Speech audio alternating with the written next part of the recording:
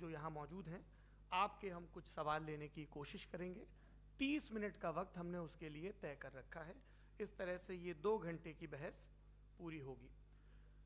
2-3 बुनियादी बातें हैं जिनका हमें ध्यान रखना है। किसी भी किस्म की नारेबाजी में हमें शरीक नहीं होना है। ये हल्ला गुल्ला नहीं है, क्योंकि पूरी दुनिया देख रही है, तो एक नज़ीर कायम करनी है, एक उदाहरण लोगों के सामने रखना है कि पढ़े लिखे लोग इत्तेफाकी और नाइत्तेफाकी रखते हुए भी, एक दूसरे से सहमति और असहमति रखते हुए भी बात कह सकते हैं।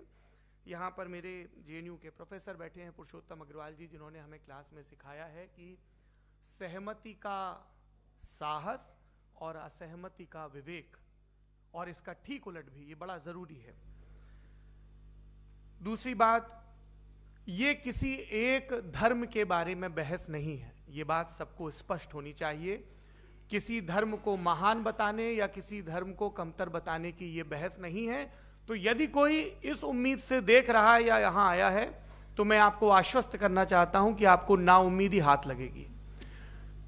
इस बहस में बहुत ज्यादा धार्मिक प्रतीकों के इस्तेमाल को लेकर भी ये दोनों लोग जो अभी आपको गंभीर दिख रहे हैं, भले लोग हैं, कल शाम को चाय पर मिले थे, बहुत हंसी मजाक भी इनके बीच हुआ था, और गलबैयां डालते हुए एक तस्वीर भी हुई थी। ये इस बात का प्रमाण है कि इंटरनेट पर जो हल्ला मचा हुआ है उसके मुकाबले ये दोनों लोग बहुत ही अच्छे शांत ढंग से बहस के लिए राजी हो गए हैं। ट्विटर की बातें ट्विटर तक सीमित, एलन मस्क आजकल उसको एक्स कहते हैं। और अब इस बहस की शुरुआत मैं इन विद्वानों का, हालांकि इनको परिचय की जरूरत नहीं, पर हो सकता है, हमें पत्रकारिता में सिखाया जाता है कि नेवर अज्यूम, विज्ञान भी यही कहता है। मुफ्ती शमाइल नदवी साहब इस्लामिक विद्वान, शिक्षाविद हैं, कोलकाता के वाहियान फाउंडेशन के संस्थापक हैं, लखनऊ की प्रतिष्ठित दारुल उलूम नदवतुल उलमा से ग्रेजुएशन किया है, सोशल मीडिया और सार्वजनिक मंचों पर अध्यापन और बौद्धिक कामों में सक्रिय हैं, और इस समय इंटरनेशनल इस्लामिक यूनिवर्सिटी मलेशिया से PhD कर रहे हैं। अच्छी बात यह है कि पढ़ाई के साथ साथ ट्रैवल ब्लॉग भी बनाते हैं। पेट्रोनस टावर के सामने का ब्लॉग हमने देखा। हमारे साथ जावेद अख्तर साहब हैं। जावेद अख्तर साहब कवि हैं, शायर हैं, गद्य भी लिखते हैं, फिल्मों के लिए संवाद लिखे हैं, गीत लिखे हैं। इससे इतर ये वैज्ञानिक सोच को लेकर या अपने डिक्लेयर्ड एथिज्म को लेकर भी मुखर रहते हैं और अपने तहीं रैशनैलिटी की बात करते हैं। देवियों और सज्जनों, डज गॉड एग्जिस्ट? इस सवाल का जवाब सब अपने अपने तहीं खोजने की कोशिश कर रहे हैं। कोई इसको गॉड डैम पार्टिकल की खोज बताता है, कोई गॉड पार्टिकल की खोज बताता है, कोई हिग्स बोसान की खोज बताता है, कोई ये सवाल जवाब तलाशने की कोशिश करता है कि मास एग्जिस्टेंस में आखिर आया कैसे, हुआ क्या था, सृष्टि के पहले, समय के पहले क्या था, और कोई ये कहता है कि ये सारी खोजें जिस मस्तिष्क में हो रही हैं प्रकृति के क्रम में, वो कैसे विकसित हुआ। मैं उम्मीद करता हूं कि हम आज इन बुनियादी सवालों के कुछ जवाब हासिल करने में कामयाब हों। मैं सबसे पहले मंच पर आमंत्रित कर रहा हूं मुफ्ती शमाइल नदवी साहब को। आइए सर। जी,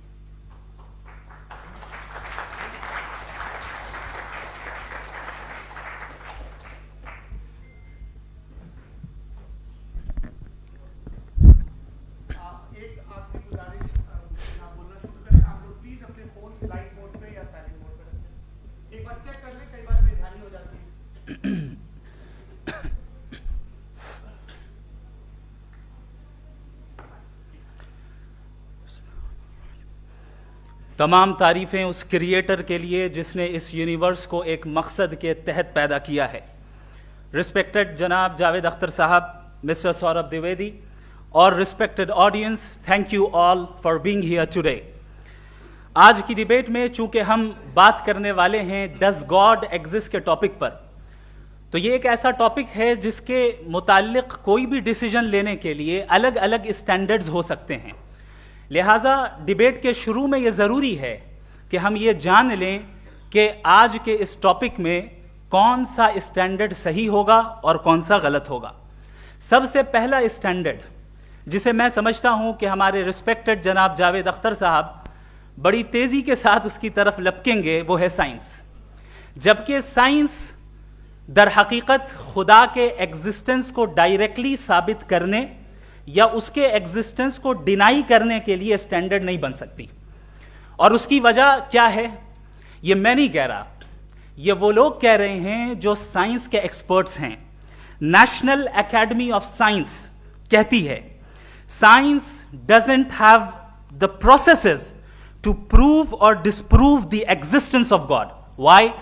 क्योंकि साइंस का ताल्लुक एम्पेरिकल एविडेंस से है और एम्पेरिकल एविडेंसेस का ताल्लुक हमारे नेचुरल और फिजिकल वर्ल्ड से है, जबकि गॉड नॉन फिजिकल और सुपर नेचुरल रियलिटी है। लिहाजा नॉन फिजिकल रियलिटी को आप उस टूल के साथ नहीं चेक कर सकते जिसका काम फिजिकल रियलिटी को तलाश करना है। लिहाजा आज इस डिबेट में गॉड की एग्जिस्टेंस को साबित करने या उसे डिनाई करने में साइंटिफिक एविडेंस को एक्सेप्ट नहीं किया जाएगा। दूसरा स्टैंडर्ड हो सकता है रेविलेशन, कि रेविलेशन के जरिए हम यह साबित करें कि गॉड एग्जिस्ट करता है या नहीं। लेकिन यह स्टैंडर्ड भी आज इररेलेवेंट है। क्यों? क्योंकि रेविलेशन मेरे नजदीक सोर्स ऑफ नॉलेज है, वैलिड सोर्स ऑफ नॉलेज है, लेकिन हमारे जावेद अख्तर साहब के नजदीक यह वैलिड सोर्स ऑफ नॉलेज नहीं है। लिहाजा आज की डिबेट में मैं एक भी एविडेंस किसी भी मजहबी स्क्रिप्चर से नहीं दूंगा ताकि जावेद अख्तर साहब के लिए वो अनएक्सेप्टेबल ना हो। तीसरा जो मेयार हो सकता है वो है ऑब्जर्वेशन, कि भाई कोई कहे कि हमें खुदा दिखाओ, अगर है तो दिखाओ, या ये कि खुदा के एग्जिस्टेंस पर एम्पेरिकल एविडेंस दो, तो ये है दर हकीकत गलत टूल का इस्तेमाल करना। ये ऐसा ही है कि जावेद साहब मुझसे ये मुतालबा करें कि मुफ्ती साहब आप मेटल डिटेक्टर के जरिए प्लास्टिक डिटेक्ट करके दिखाएं। अब चूंकि प्लास्टिक डिटेक्ट नहीं हो पा रही है लिहाजा plastic does not exist. No, you are using the wrong tool. इस टूल से प्लास्टिक को डिटेक्ट नहीं किया जाता। लिहाजा मैं समझता हूं कि गॉड के एग्जिस्टेंस पर एम्पेरिकल एविडेंस का मुतालबा करना एक बचकाना मुतालबा है, और हमारे रिस्पेक्टेड जनाब जावेद अख्तर साहब इस स्टेज से अब बहुत आगे निकल चुके हैं। अब बचता है एक ही स्टैंडर्ड, और वो स्टैंडर्ड है अक्ल, लॉजिक, रीजनिंग। और यही वो स्टैंडर्ड है जिसके तहत गॉड की एग्जिस्टेंस को साबित किया जाएगा या गॉड की एग्जिस्टेंस को डिनाई किया जाएगा। लेकिन चूंकि ये बहुत इंपॉर्टेंट और सेंसिटिव टॉपिक है, इसलिए लॉजिकल आर्ग्यूमेंट भी ऐसा होना चाहिए जो डेफिनेटिव हो, इनडेफिनेटिव ना हो, जो 2 और 2 4 की तरह बिल्कुल वाजे हो, जिसे लॉजिकली रिजेक्ट करना पॉसिबल नहीं हो। फॉर एग्जाम्पल हम कहें हमारे रिस्पेक्टेड मिस्टर सौरभ साहब, ये एक इंसान है और तमाम इंसान कॉन्शियस बीइंग है, लिहाजा नतीजा क्या निकला, हमारे सौरभ साहब भी कॉन्शियस बीइंग है। क्या ये इनडेफिनेट आर्ग्यूमेंट है या डेफिनेट आर्ग्यूमेंट है? ये डेफिनेट आर्ग्यूमेंट है। ये 2 और 2 की तरह वाजे है, इसमें किसी तरह जो है लॉजिकली इसको रिजेक्ट नहीं किया जा सकता। तो अगर आज हमारे जावेद अख्तर साहब ऐसी कोई अकली दलील और लॉजिकल एविडेंस दें खुदा के ना होने पर जो डेफिनेट भी हो, तो मैं ये ऐलान करता हूं कि यकीनन मैं उस एविडेंस को कबूल करूंगा और उस पर गौर करूंगा। लेकिन साथ में यह भी ऐलान कर देता हूं प्रेडिक्शन के तौर पर कि ऐसा कोई डेफिनेट आर्ग्यूमेंट कोई नहीं पेश कर सकता। दलील हम देंगे और डेफिनेटिव दलील देंगे, लॉजिकल दलील देंगे, ऐसी दलील देंगे जो एंटायर एथिस्टिक वर्ल्ड उसे रेफ्यूट नहीं कर सकती। चलें अब हम एक एग्जाम्पल सोचते हैं, एक सिनेरियो, सिंपल सिनेरियो, तमाम ऑडियंस से गुजारिश है, हम और आप एक आइसोलेटेड आइलैंड पर हैं, ऐसा आइलैंड जहां पे हमसे पहले कोई कभी नहीं गया। चलते चलते आपके सामने अचानक आपने देखा एक पिंक कलर की बॉल पड़ी हुई है। सबसे पहला सवाल आपके जहन में क्या आएगा कि ये बॉल यहां क्यों आई, कैसे आई, ये पिंक कलर की ही क्यों है, कोई और कलर भी हो सकता था, ये इसी शेप में क्यों है, कोई और शेप भी हो सकता था। नेचुरली आप इस तरफ पहुंचेंगे कि कोई ना कोई है जिसने इन स्पेसिफिक प्रॉपर्टीज के साथ इस बॉल को बनाया है और यहां पे रखा है। चूंकि आप जानते हैं कि ये जो बॉल है इसका एग्जिस्ट करना जरूरी नहीं है, ये एग्जिस्ट कर भी सकती थी, नहीं भी कर सकती थी, और एग्जिस्ट करना ही था तो किसी और फॉर्म में करती, किसी और कलर में करती। अब आप इस बॉल को एक्सपैंड करते चले जाएं, एक्सपैंड करते चले जाएं, एक्सपैंड करते चले जाएं, यहां तक कि ये बॉल यूनिवर्स के साइज की हो जाए। बताइए कि क्या साइज के बढ़ जाने से सवाल बदल जाएगा? हरगिज नहीं बदलेगा। अभी भी सवाल रहेगा ये यूनिवर्स कहां से आया, इन स्पेसिफिक प्रॉपर्टीज के साथ कहां से आया, क्यों आया, किसने बनाया, यह सवाल उस वक्त भी वैलिड रहेगा। लेकिन यह सवाल अगर हम जनाब जावेद अख्तर साहब से करें तो चूंकि इनका वर्ल्ड व्यू एथिस्टिक है, और सिर्फ इनका नहीं, मतलब जितने भी एथिस्ट हैं और एथिस्टिक वर्ल्ड व्यू को रखने वाले से अगर आप ये सवाल करें कि ये यूनिवर्स कहां से आया, तो इनका जवाब या तो आर्ग्यूमेंट फ्रॉम इग्नोरेंस होगा या डॉगमेटिक होगा। या तो ये कहेंगे कि मुझे नहीं पता कि ये कहां से आया, लिहाजा गॉड डज नॉट एग्जिस्ट, ये आर्ग्यूमेंट फ्रॉम इग्नोरेंस है, या ये कहेंगे कि ये यूनिवर्स खुद ब खुद बन गया। इसका मतलब ये है कि उस बॉल को भी खुद ब खुद बन जाना चाहिए, लेकिन बॉल के ताल्लुक से ये एक्सप्लेनेशन एक्सेप्ट नहीं की जाएगी कि ये खुद ब खुद बन गई, लेकिन यूनिवर्स के ताल्लुक से कर दिया जाएगा। इसे हम दूसरे अल्फाज में डॉगमा भी कह सकते हैं। दूसरी चीज, हमारे जावेद अख्तर साहब जरूर गॉड ऑफ गैप्स की मिसाल भी जरूर देंगे, और मिसाल देंगे कि पहले जमाने में बिजलियां कड़कती थी तो लोगों ने किसी एक खुदा की तरफ, और बारिश होती थी तो दूसरे खुदा की तरफ मंसूब कर दिया, उनके पास दलील नहीं थी। यह हमारा वर्ल्ड व्यू है ही नहीं, यह हमारा वर्ल्ड व्यू है ही नहीं, क्योंकि नेचुरल फिनोमेना के प्रोसेस की इंटरप्रिटेशन को जान लेने से यह कहां से साबित हो गया कि गॉड एग्जिस्ट नहीं करता है। इस पर मैं इंशाअल्लाह अभी आगे बात करूंगा। आप हजरात ये भी देखेंगे, और मैं ये एक्सपेक्ट करता हूं कि हमारे रिस्पेक्टेड जनाब जावेद अख्तर साहब जरूर इमोशनल आर्ग्यूमेंट्स भी देंगे, जो कि एक लॉजिकल फेलेसी है जब बात आती है ट्रुथ को डिसाइड करने में। क्यों?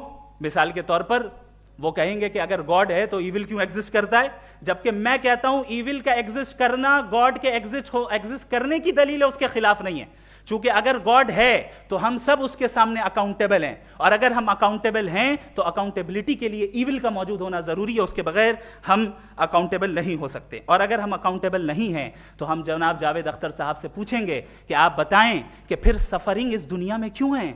अगर खुदा नहीं है तो सफरिंग क्यों है? और उन लोगों के जज्बे का क्या जिनके अंदर सफरिंग के बाद इंतकाम लेने का जज्बा पाया जाता है और वो इस दुनिया से ऐसे ही चले गए, क्या उनकी सारी तकलीफें बेकार चली जाएंगी?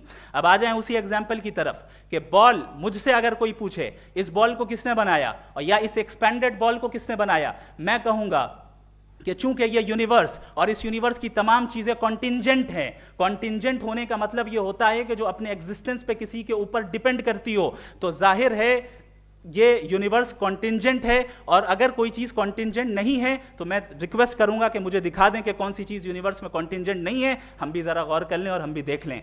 और जब कॉन्टिंजेंट चीजें मौजूद हैं तो फिलोसोफर्स की इस्तिलाह के मुताबिक, हम उस टर्मिनोलॉजी के मुताबिक हम उस जगह तक पहुंचते हैं और उस हस्ती तक पहुंचते हैं जिसे नेसेसरी बीइंग कहा जाता है, कि ये वो नेसेसरी बीइंग है जिसका मौजूद ना होना नामुमकिन हो। क्योंकि अगर ये मौजूद ना हो तो सारी चीजें एग्जिस्टेंस में आएंगी ही नहीं, और ये सारी कॉन्टिंजेंट चीजें उसी के ऊपर डिपेंड करती हैं। अब अगर आप ये सवाल करते हैं कि फिर उस हस्ती को किसने बनाया, फिर उसका कॉज क्या है, फिर उसका कॉज क्या है, फिर उसका कॉज क्या है, और एंडलेसली चले जाएं, इसे हम कहते हैं इन्फिनिट रीग्रेस ऑफ कॉजेस, जो कि लॉजिकल फेलेसी है। कॉन्सेप्चुअली इंफिनिटी पॉसिबल है। मिसाल के तौर पे न्यूमेरिकल्स 1 2 3 गिनते चले जाएं, इन्फिनिट नंबर्स हैं। मैं कॉन्सेप्चुअली बात नहीं कर रहा, प्रैक्टिकली रियलिटी में साबित करके दिखाएं कि infinite regress of causes possible हैं या नहीं। अगर पॉसिबल हैं तो हम मान लेंगे, मिसाल दे दें, और पॉसिबल नहीं है तो एक ही ऑप्शन बचता है जिसे हम कहते हैं नेसेसरी बीइंग। ऐसी नेसेसरी बीइंग जो इंडिपेंडेंट है, क्योंकि अगर वो डिपेंडेंट हुई तो वो नेसेसरी नहीं रहेगी। ऐसी इंडिपेंडेंट बीइंग जो इटर्नल है, अगर वो इटर्नल नहीं होगी, उसकी बिगिनिंग होगी तो वो खुद कॉन्टिंजेंट है। ऐसी बीइंग जो पावरफुल है, क्योंकि कॉन्टिंजेंट को एक्चुअलाइज करने के लिए पावर चाहिए। ऐसी बीइंग जो इंटेलिजेंट है और नॉलेजेबल है, क्योंकि ये यूनिवर्स स्पेसिफिक फॉर्म और स्पेसिफिक लॉज ऑफ नेचर के तहत प्रिसाइजली चल रहा है। थैंक यू मुफ्ती साहब। मैं इन दलीलों के बाद जावेद अख्तर साहब से गुजारिश करूंगा, आप बैठ के बोलना चाहेंगे या वहां? जी।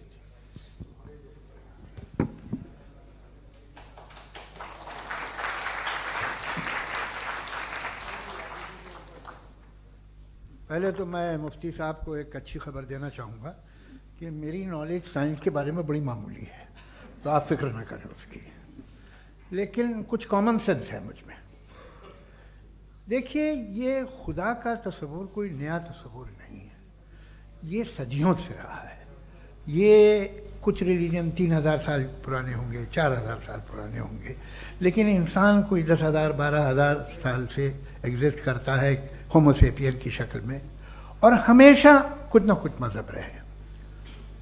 ये मजहब जाहिलों के नहीं थे, ये मजहब एक ऐसी ग्रीक सोसाइटी के थे जहाँ बड़े बड़े फिलोसफर्स पैदा हुए। ये मजहब इजिप्शियंस के थे जिन्होंने पिरामिड्स बनाए थे। ये रोमन्स के थे कि जिनका आर्किटेक्चर और सेनेट यानी पहली बुनियाद डेमोक्रेसी की लिमिटेड थी मगर डेमोक्रेसी थी, ये उन लोगों ने किए थे।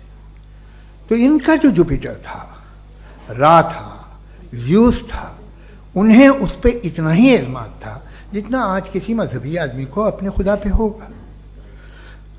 क्रिश्चियनिटी आने से पहले यूरोप में एक मजहब था जर्मेनिक रिलीजन।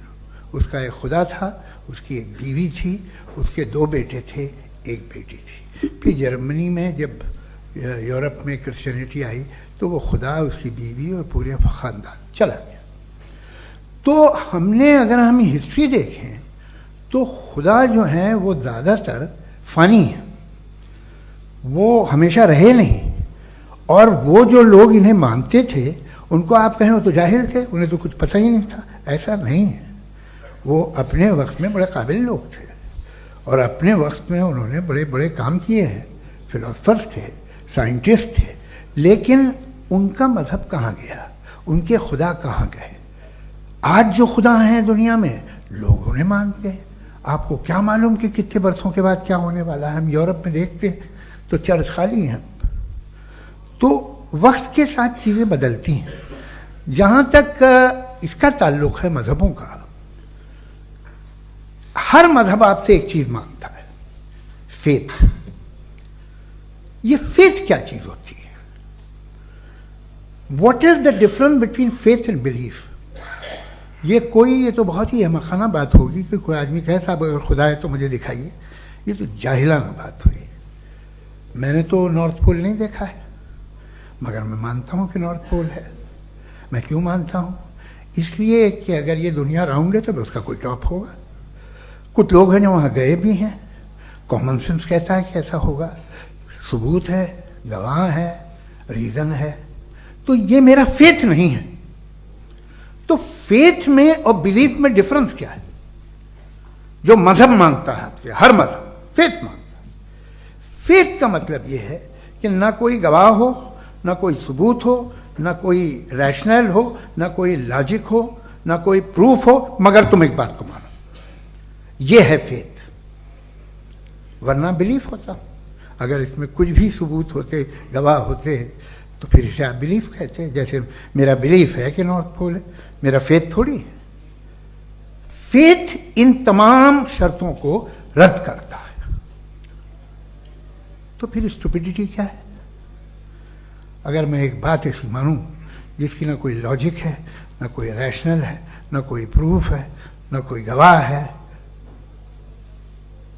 ना कोई सबूत है, और मैं उसे मानूं, तो ये स्टुपिडिटी हुई। इसे ही भाई कल को मैं यकीन कर लूं कि एलॉन मस्क जो है मेरा भाई है, तो मुझे इंतहाई खुशी होगी, सुकून भी बहुत मिलेगा मुझे। लेकिन और कहे भाई क्यों मानते हो, क्या सबूत है भाई, वो तो अमेरिकन है और तुम तो इंडियन हो, वो तो नस्ल अलग है, तुम्हें कभी मिले भी नहीं। साहब देखिए मेरा फेथ है, इस पर बात न किया। फेथ का मतलब ही यह है कि आप प्रूव नहीं कर सकते। अगर आप प्रूव कर सकते हो तो फेथ की जरूरत ही नहीं, फिर तो आप बात करेंगे, आप कितनी बहस कर लीजिए। अल्टीमेटली दुनिया का हर मजहब फेथ पे टिका है, और फेथ का मतलब है एक ऐसा यकीन जिसका कोई सबूत, कोई गवाह, कोई रैशनल नहीं। अब आप ये कहें, क्या आप ये क्यों कह रहे हैं कि साहब ये कायनात किसने बनाई? कमाल ये है कि आपने बताया कि एक आइलैंड पे गए और एक बॉल देखी। आपने ये नहीं कहा कि आइलैंड किसने बनाया, आपको सिर्फ बॉल पे हैरत हुई। हमने आइलैंड पे हमने हैरत नहीं की, होते हैं आइलैंड। इसी तरह ये आइलैंड है, सितारे, ये गैलेक्सीज, ये सब आइलैंड हैं, खला में। हम उन्हें टेकन फॉर ग्रांटेड लेते हैं, हम पूछते नहीं किसने बनाए। आपने जजीरे के बारे में भी नहीं पूछा है। मेरी पैदाइश कैसे हुई? क्या मैं प्लान पैदा हुआ था? I was plan to be born. या एक लकी स्पर्म था जो किसी एक से चिपक गया। मेरी पैदाइश रैंडम। और इंसाफ जिसे आप कहते हैं, इंसाफ का तो नेचर से कोई वास्ता ही नहीं है। जो आप कहते हैं कि एक दिन इंसाफ मिलेगा, insaf is a human concept. Nature में कोई इंसाफ नहीं। अगर शेर हिरन को खा जाता है तो उसे कोई सजा नहीं मिलती। अगर एक आंधी आती है और हरे भरे पेड़ों को उखाड़ के फेंक देती है तो आंधियों की जेल नहीं होती है। नेचर में इंसाफ नहीं, इसलिए वो नेचर को इंसाफ की जरूरत भी नहीं। नेचर तमाम एक है। अब हम कहें कि साहब ये देखिए जो मैंने खाना खाया था ये मेरी आंख तो नहीं यूं कर दिया उसे तो इसे सजा मिलनी नहीं, वो सिस्टम है, ऐसे ही चल रहा है। नेचर बगैर इंसाफ के है। इंसाफ इज अ ह्यूमन कॉन्सेप्ट। तो जो आपसे कहता है कि मैं तुम्हें इंसाफ दूंगा वो इंसानी जहन की पैदावार है। ये नेचुरल है ही नहीं, ये आसमानी है ही नहीं। नेचर का तसव्वुर, इंसाफ का तसव्वुर। भाई आप साथ मिलते हैं, अब आप लेफ्ट हैंड ड्राइव करते हैं, ये क्या है? तमाम सच, तमाम नेकी, तमाम शराफत लेफ्ट हैंड ड्राइव है। वरना क्या होगा, या तो आप क्रॉस कर देंगे, आपका एक्सीडेंट हो जाएगा, या आप किसी को मार देंगे, या ट्रैफिक जैम हो जाएगा। झूठ, बेईमानी, रिश्वतखोरी, ये तमाम जो है driving on the wrong side है। इसके ऊपर कुछ नहीं। ये तो हमने बनाया, जैसे हमने लेफ्ट हैंड ड्राइव बनाई है। ये कॉन्सेप्ट ऑफ इंसाफ जो है ये हमारा है, इसका नेचर से कोई वास्ता नहीं। शेर खा जाता है हिरन को, उसे जेल होती है क्या? कुछ भी नहीं, है ही नहीं। तो ये जो दुनिया के रिलीजन प्रॉमिस करते हैं आपसे इंसाफ, इसी से मालूम होता है कि ये मैन मेड है। ये तसव्वुर कहीं और का है ही नहीं। जो नेचर है, कुछ लोग कहते हैं नेचर ही खुदा है, तो नेचर में तो इंसाफ नहीं कहीं। और आप वादा कर रहे हैं कि तुम्हें मरने के बाद इंसाफ मिलेगा। मुझे अगर मिलेगा तो मैं बहुत खुश होऊंगा, लेकिन मैं यकीन नहीं कर पाता हूं, इसलिए कि मैं फेथ नहीं पैदा कर सकता। The very fact that religions demand faith, इसका मतलब है कि उनके पास जस्टिफिकेशन नहीं है। अच्छा था, फिर रिलीजन अगर मॉडरेशन में है, कोई सभी नहीं, वो आप में कुछ खूबियां भी पैदा करता होगा, देखिए उससे ये फ़ायदा है, वो फ़ायदा है। अल्कोहल जो है वो ज़्यादातर दवाओं में यूज़ होती है, और एक सर्वे किया गया था अमेरिका में कि लॉन्जेटिविटी किन लोगों की है। तो एक तरफ वो लोग थे जो शराब पीते ही नहीं थे, और एक तरफ वो थे जो एक बोतल शराब रोज पीते थे। सबसे ज़्यादा लंबी उम्र की है जो 2 पैक नाप के शराब पीते हैं और खाना खाते हैं। मगर हम शराब को बुरा समझते हैं, मैं भी बुरा समझता हूँ। क्यों? ऐसा होता नहीं। कुछ चीज़ों में आदत होती है जो बढ़ती है। आज तक में एक आदमी दूध पीता है, आप 10 साल बाद भी मिलेंगे तो एक ही गिलास पीता होगा। ऐसा नहीं होता, सुबह से दूध पीता रहता है। मिल्कोहलिक मैंने नहीं देखे, अल्कोहलिक होते हैं। ये टेंडेंसी है मजहब की कि वो बढ़ता है, जैसे कैंसर बढ़ता है, जैसे शराब बढ़ती है। कुछ लोग होंगे जो उसे सही तरह से यूज़ करते हैं। मुझे यकीन है कि हमारे मुफ्ती साहब भी उनमें से एक, इनसे बहुत खुशी हुई मुझे इनसे मिलकर। लेकिन कितने लोग हैं कि आज आप देखते हैं दुनिया में जो तबाहियाँ हैं, इनमें कितना हाथ है उन लोगों का जो बिलीवर कहते था मजहब ये नहीं कहता, ना कहता होगा, मगर जब ये मजहब पीते हैं तो ऐसे बिहेव करते हैं। थोड़ा सा अगर हो तो शायद बहुत अच्छी बात, लेकिन शराब थोड़ी सी नहीं रहती, उसमें टेंडेंसी है पहले। थोड़ा सा अगर 2-3 कैंसर के सेल हो ना बॉडी में तो आदमी स्लिम रहेगा, लेकिन वो 2-3 सेल नहीं रहते, वो मल्टीप्लाई होते हैं। जावेद साहब टाइम पूरा हो गया। टाइम हो गया, तो बस बात खत्म हो गई। अच्छा, मुझे कुछ और कहने को था भी नहीं। जी, मैं पहले जवाबी दौर के लिए इनवाइट कर रहा हूं मुफ्ती साहब को। Your rebuttal round 1, you have 7 minutes.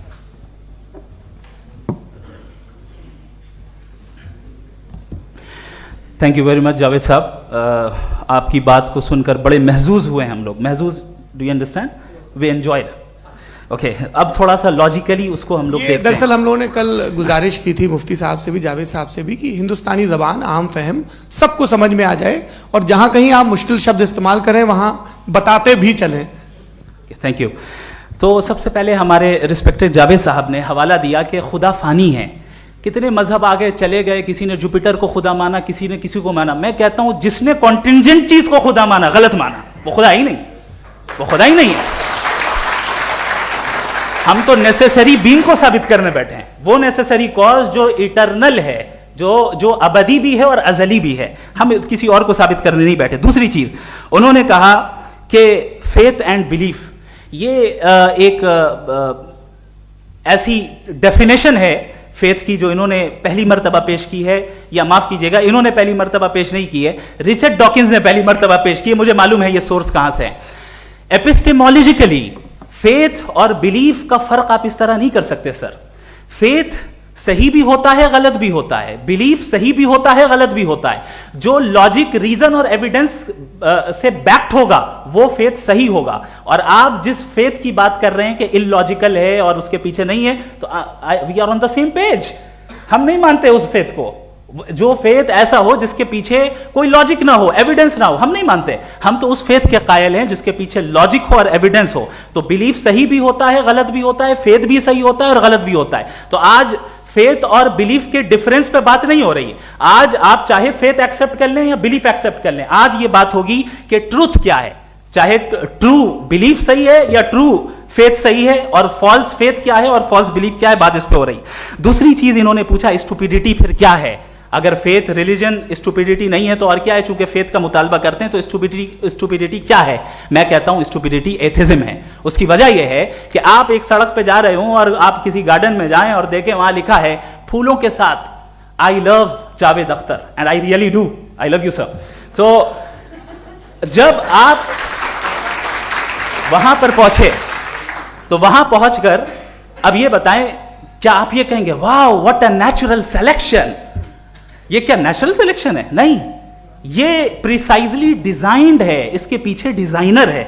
लिहाजा अगर कोई एक ऐसी कॉमन सेंस की बात को कबूल नहीं कर रहा है कि यूनिवर्स जो इतने प्रिसाइजली काम कर रहा है, हम कह दें कि खुद ब खुद बन गई, मैं समझता हूं इससे बड़ी स्टुपिडिटी और कुछ नहीं है। ये इरैशनल चीज है। फिर हमारे सर ने कहा कि आपने बॉल पे फोकस किया, आइलैंड पे फोकस नहीं किया। अरे आइलैंड को किसने बनाया यही समझाने के लिए तो बॉल की मिसाल दे रहा हूं। और बॉल भी कॉन्टिंजेंट है, आइलैंड भी कॉन्टिंजेंट है, दोनों नेसेसरी बीइंग का मुतालबा करते हैं। आगे इन्होंने कहा कि नेचर में कोई इंसाफ नहीं है। हम डिसाइड करते हैं कि मोरालिटी क्या होती है, इंसाफ क्या होता है। हम डिसाइड करते हैं, जैसे ड्राइविंग सीट में ट्रैफिक वाला, ये तो किसी खुदा ने नहीं कहा, ये है, इसे कहते हैं फॉल्स इक्विवेलेंस। ये एक लॉजिकल फेलेसी है। आपने जो है मिसाल दी ड्राइविंग की और ट्रैफिक की, ये सब्जेक्टिव मोरालिटी है।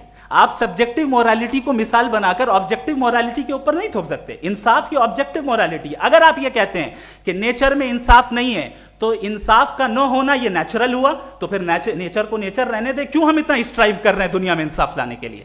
ये तो इलॉजिकल बात है, इरैशनल बात है। इसलिए बहुत सी चीजें ऐसी हैं जो ऑब्जेक्टिवली जो है इविल या गुड हैं, और बहुत सी चीजें ऐसी हैं जो सब्जेक्टिवली हैं। सब्जेक्टिवली जो मोरल होता है या इमोरल होता है, उसको हम सोशल कंसेंसस से या पर्सनल प्रेफरेंस से डिसाइड करते हैं। लेकिन जो ऑब्जेक्टिव मोरालिटी है, जिसमें इंसाफ आया, जो इन्होंने बार बार रिपीट किया, ये ऑब्जेक्टिव है, सब्जेक्टिव नहीं है। अगर आप कहते हैं ये सब्जेक्टिव है, तो मेरा सवाल आपसे यह है, क्या सोशल कंसेंसस के जरिए अगर जुल्म को सही करार दे दिया जाएगा तो आप जुल्म को जस्टिफाई करेंगे? दूसरी चीज इन्होंने यह कहा कि 2 पैक शराब पी लें तो वो उतने पे नहीं रहता, बढ़ जाता है। यही मामला मजहब के साथ है। 2 पैक आप पी लें, बढ़ेगा। तो ये एक ऐसी मिसाल है, इसको कहीं भी फिट कर लें कि आप एथिज्म पे जब फिट करें, जब आप 2 पैक एथिज्म का लेंगे ना, तो वो बढ़ बढ़ के नॉर्थ कोरिया बनेगा। Thank you.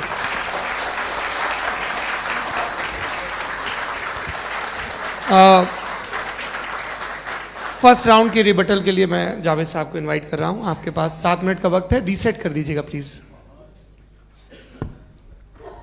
मुझे इस बात की खुशी है कि मुफ्ती साहब ने भी मान लिया कि नेचर में कोई इंसाफ नहीं है।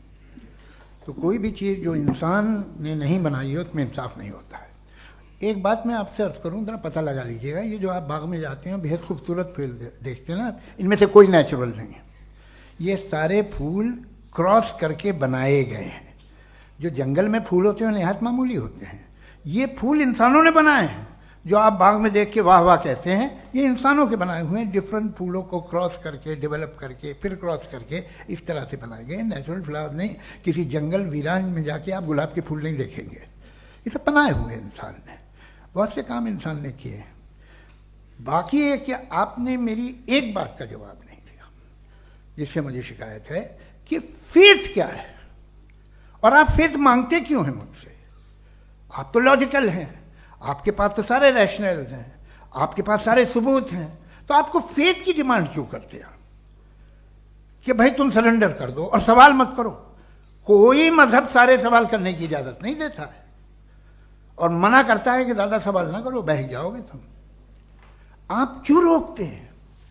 हकीकत यह है कि इंसानी तारीख क्या है। इंसानी तारीख ये है कि दुनिया में दो तरह के लोग हुए हैं। एक वो जिन्होंने अपनी लाइल्मी की परस्तिश की है, दूसरे वो जिन्होंने अपनी इग्नोरेंस या लाइल्मी से झगड़ा किया है और मालूम किया है कि क्या है। ये जो आप कह रहे हैं, आज आप हैरान हैं कि भाई ये यूनिवर्स कैसे बनी। लोग हैरान थे कि सूरज डूबता है तो इधर से कैसे निकलता। और आप एक कदम जाके हमेशा का मानने को तैयार है, एक कदम पीछे ही मान जाइए। भाई आप इसके बाद जाते हो, कहते सवाल ना करना कि ये कहाँ से आया, ये पावर तो हमेशा से हमेशा रहेगी। तो आप यूनिवर्स के बारे में मानने में क्या तकलीफ है? एक कदम पहले रुक जाइए, ये हमेशा से थी या नहीं थी हमें मालूम नहीं है। और ये कहना कि हमें मालूम नहीं है, कमाल ये है कि दुनिया के सारे मजहब सब जानते हैं ये दुनिया कैसे बनी थी, कैसे मिटेगी, मरने के बाद क्या होगा, इनको सब इल्म है।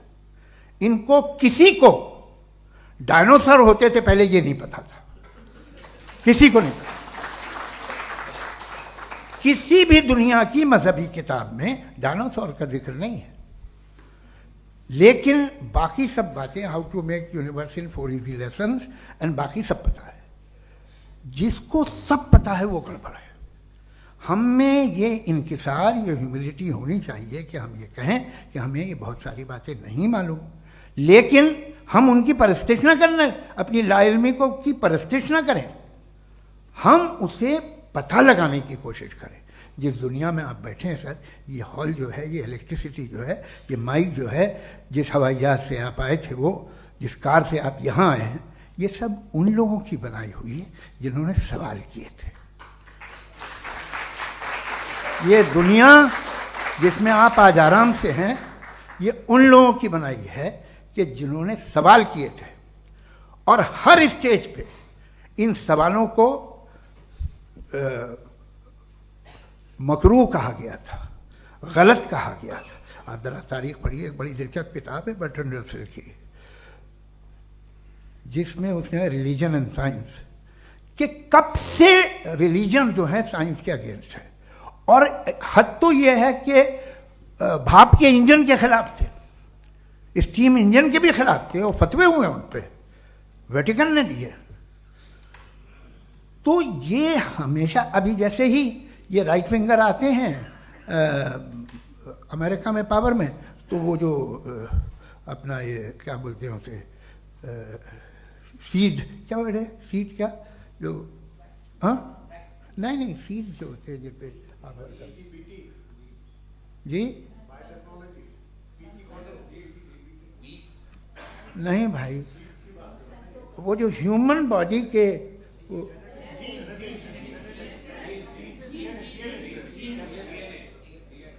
उस पर रिसर्च बंद हो जाती है, रिपब्लिकन नहीं करने देते। अरे भाई इतना डर क्या है तुम्हें? एक ज़माने में बहुत नाराज थे ये सारे मजहबी लोग कि ये इंसान तो इंसान बनाने की कोशिश कर रहा है। आपको क्या तकलीफ भाई, बना ले तो बना लेने दो, ये खौफ क्या है? और ये सब आज जो आप कह रहे हैं नामुमकिन है, ये कैसे हुआ? मुझे एक किस्सा याद आता है। जब मैं 6ठी क्लास में था तो मैं मैथमेटिक्स में बहुत वीक था, तो एक टीचर रख दिया गया, उसने 1 2 3 4 5 6 7 को सिखा दिया मुझे। वो दिन मैं भूल नहीं सकता हूँ मुफ्ती साहब, जिस दिन उसने ये बताया कि 1/2 क्या होता है और 3/4 क्या होता है, मुझे ऐसा लगा कि मेरा सर बीच से फट जाएगा। ये आदमी कह रहा है कि जो दीवार के अंदर जाओ वॉक करते हुए। आज हंसता हूं मैं इस बात पे। तो आज जो बातें आपके जहन से बिल्कुल परे हैं और आप हैरान होते हो उन्हें देख के, एक वक्त आएगा कि मामूली लगेंगे। और हुआ है, आपकी इंसानी तारीख ही है। इतनी जल्दी सारे फैसले आप मत कर लीजिए, थोड़ा ये ह्यूमिलिटी रखिए कि भाई ये हमें नहीं मालूम। ये कहने में क्या आ रहा है? ये यूनिवर्स कहाँ तक फैली, ये कब से है और कब तक रहेगी, हमें नहीं मालूम। आपने फैसला कर लिया कब बनी। ये आपके हिसाब से कोई 14 बिलियन ईयर बनी जो समझा जाता है। उससे पहले हजारों करोड़ों अरबों साल तक खुदा बैठा क्या कर रहा था?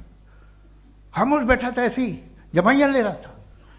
फिर उसे आइडिया है, यार एक काम करते, वक्त अच्छा गुजर जाएगा, यूनिवर्स पर आपसे सोचिए। वो तो हमेशा से है ना, मगर यूनिवर्स हमेशा से नहीं है, ये तो बनाई गई है। और उससे पहले क्या था, इनका क्या काम था? कैसी बात है, ये बड़ा आसान है। जो बात हमें आज धीरे धीरे पता चली है, बरसों 2000 और 2500 साल पहले आपको किसी ने बता दिया कि क्या था, आप मान गए और तब से वही मान रहे हैं जो 2500 साल पहले कहा गया था। सब कुछ बदल गया है, सॉल्व हो रही हैं चीज़ें। अभी साइंस बिल्कुल दावा नहीं करती, या कोई फिलोसफर ये दावा नहीं करता कि हमें सब मालूम, बल्कि वो कहता है कि हमें जितना मालूम होता है उससे ये मालूम होता है कि हमें कितना कम मालूम। तो हम अपनी जहालत से लड़ें, उसकी परस्तिश न करें। जी, टाइम है। Thank you so much. मैं तर्कों की श्रृंखला में राउंड 2 के लिए मुफ्ती साहब को आमंत्रित कर रहा हूं। आपके पास एक बार फिर से 7 मिनट का वक्त है। शुक्रिया। जनाब जावेद अख्तर साहब कई मर्तबा दोहरा रहे हैं कि फेथ का मतलब बताइए, फेथ का मतलब बताइए। मैंने बता दिया, फेथ सही भी होता है, गलत भी होता है। और आज हम फेथ पे बात नहीं कर रहे, हम ट्रुथ और डज गॉड एग्जिस्ट पे बात कर रहे हैं। क्या डज गॉड एग्जिस्ट, ये ट्रुथ यानी गॉड है या नहीं है, इसमें से दोनों ट्रुथ क्या है। अब आप उसे फेथ कह लें, बिलीफ कह लें, नॉट माई बिजनेस। उसके बाद आपने कहा कि भाई सवाल करने से मजहब रोकता है। मैं कहता हूं जो रोकता है वो रोकता होगा, मैं नहीं रोकता, बल्कि सवाल करें, सवाल करना चाहिए। सवाल कर करके तो हम आगे बढ़ते हैं, तरक्की करते हैं, और इसीलिए मैं आज यहां पे आया हूं। लेकिन सवाल सिर्फ खुदा से नहीं होगा, आपसे भी होगा। सवाल एथिज्म से भी होगा, सवाल सिर्फ मजहब से नहीं होगा, सबसे होगा। और आज मैं सवाल करूंगा और उम्मीद है कि आप जवाब देंगे। अभी तक आपने वैसे कॉन्टिंजेंसी आर्ग्यूमेंट का कोई जवाब नहीं दिया। चलें, आपने कहा यूनिवर्स के बारे में इटर्नल क्यों नहीं बोल देते। ये चूंकि लॉजिकली पॉसिबल ही नहीं है कि यूनिवर्स इटर्नल हो। यूनिवर्स एक कॉन्टिंजेंट चीज है जो टाइम एंड स्पेस के पाबंद है, टाइम एंड स्पेस से बाउंड है। जो टाइम एंड स्पेस से बाउंड होगा वो कॉन्टिंजेंट होगा, जो कॉन्टिंजेंट होगा वो उसकी बिगिनिंग हुई होगी, जिसकी बिगिनिंग हुई होगी वो इटर्नल नहीं हो सकता। ये तो कॉमन सी बात है। आपने कहा कि किसी मजहबी किताब में डायनासोर का जिक्र नहीं है। अफसोस कि आज तक किसी मैथमेटिक्स के किताब में मुझे डायनासोर का जिक्र नहीं मिला। तो इसका मतलब मैथमेटिक्स की किताब बेकार है? नहीं, उसका वो टॉपिक नहीं है। रेवलेशन का और मजहबी किताबों का टॉपिक ये नहीं है कि आपको आके बताए साइकिल कैसे बनाते हैं, या आकर ये बताएं कि जो है डायनासोर कब था। वो तो मोरालिटी सिखाने आया है, गॉड के बारे में बताने आया, नॉन फिजिकल रियलिटी की हकीकत को सिखाने के लिए आया। रिलीजियन साइंस को रोकता है? नहीं रोकता। अगर रोकता है तो गलत करता है। रिलीजियन साइंटिज्म को रोकता है, जिसमें हमारे जावेद साहब मुब्तला है। साइंस और साइंटिज्म में फर्क है। साइंटिज्म यह है कि आप समझें कि साइंस और साइंटिफिक मेथोडोलॉजी ये नॉलेज को हासिल करने का वाहिद सोर्स ऑफ नॉलेज है। यह है साइंटिज्म। हम इसे रिजेक्ट करते हैं। हम साइंस को तो तरक्की करते हैं, भाई आप हमारी पूरी तारीख कर लें, पढ़ लें तो आपको पता चल जाएगा। बहरहाल ये अलग टॉपिक है। उसके बाद इन्होंने एक लफ्ज कहा, वेटिकन ने फतवा दिया। वेटिकन का फतवे से कोई ताल्लुक नहीं है, दोनों कॉन्ट्राडिक्टरी अल्फाज हैं। उसके बाद उन्होंने कहा कि भाई हमें नहीं मालूम। अगर नहीं मालूम तो क्लियरली कह देना कि नहीं मालूम है, इसमें क्या हरज है। तो वही तो मैं कह रहा हूं ना कि आप कह दें कि नहीं मालूम, लेकिन क्लेम क्यों कर रहे हैं कि गॉड एग्जिस्ट नहीं कर रहा है। आप कह दें नहीं मालूम है, हो सकता है हो सकता ना हो, लेकिन आप क्लेम कर रहे हैं। द मोमेंट यू से God does not exist. This is a claim. And now the burden of proof is upon you too. जैसे हमारे ऊपर है. और क्यों है मैं बताता हूं. क्यों है ये भी मैं बताता हूं. Philosophically जो क्लेम होता है ना, सिर्फ ये नहीं होता कि इंसान कहे पॉजिटिव क्लेम करे और नेगेटिव क्लेम करे तो बर्डन ऑफ प्रूफ नहीं है. आप मिसाल के तौर पे मैं कहूं कि फुला उस कमरे में कोई नहीं है, मैंने एक नॉलेज का क्लेम किया है. उस कमरे में कोई नहीं है, मैंने एक नॉलेज का क्लेम किया. या तो मैं कहूं मुझे नहीं पता, हो भी सकता है नहीं भी हो सकता है, this is not a claim. लेकिन जब मैं कह रहा हूं कि वहां कोई नहीं है या मैं कह रहा हूं वहां कोई है, दोनों क्लेम है और दोनों के ऊपर बर्डन ऑफ प्रूफ है. हमारे ऊपर भी बर्डन ऑफ प्रूफ है. मैंने कंटिजेंसी आर्ग्यूमेंट दिया, इसे तोड़कर दिखाइए. आखिरी चीज, इन्होंने कहा कि खुदा दुनिया बनाने से पहले 150 साल पहले या करोड़ों साल पहले क्या कर रहा था. अरे हजरत, चलें बहरहाल मैं जवाब दे देता हूं. आप हमारे रिस्पेक्टेड पर्सनालिटी हैं, अगर आप नहीं होते तो मैं ऐसे एंटरटेन ही नहीं करता. टाइम, ये 100 साल पहले या 100 साल बाद, पहले बाद में अभी, ये वो अल्फाज हैं जिनका ताल्लुक टाइम से है. टाइम शुरू ही हुआ है यूनिवर्स की बिगिनिंग के बाद, तो उसके पहले खुदा क्या कर रहा था, सवाल इलॉजिकल है. ये फेलेसी है. यानी आप ये कह रहे हैं कि यूनिवर्स के बनने से पहले खुदा क्या कर रहा था. टाइम के बनने से पहले, पहले का ताल्लुक टाइम से, टाइम उस वक्त था ही नहीं, तो ये सवाल ही इनवैलिड है खुदा के ताल्लुक से. दूसरी चीज, आर्ग्यूमेंट ऑफ कंटिजेंसी जो मैंने आपके सामने पेश की है, आपने बार बार ये प्रूफ किया और ये कह रहे हैं कि गॉड ऑफ गैप्स. देखिए पहले नहीं मालूम था, साइंस ने कर दिया. सिंपल्स की मिसाल से मैं समझा देता हूं. जिस गैप्स की आप बात कर रहे हैं ना, साइंस उन गैप्स को जिन चीज के जरिए भी प्रूव करेगा वो कॉन्टिंजेंट ही होगा. अब चाहे वो फोर्स हो, मैटर हो या एनर्जी हो. लिहाजा सवाल हमारा उस वक्त भी वैलिड होगा जब तक कि आप नेसेसरी बीइंग पे ना आ जाएं.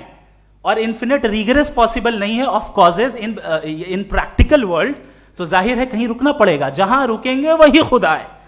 दूसरी चीज, आपने ये क्या कह रहा था मैं, किस पॉइंट को?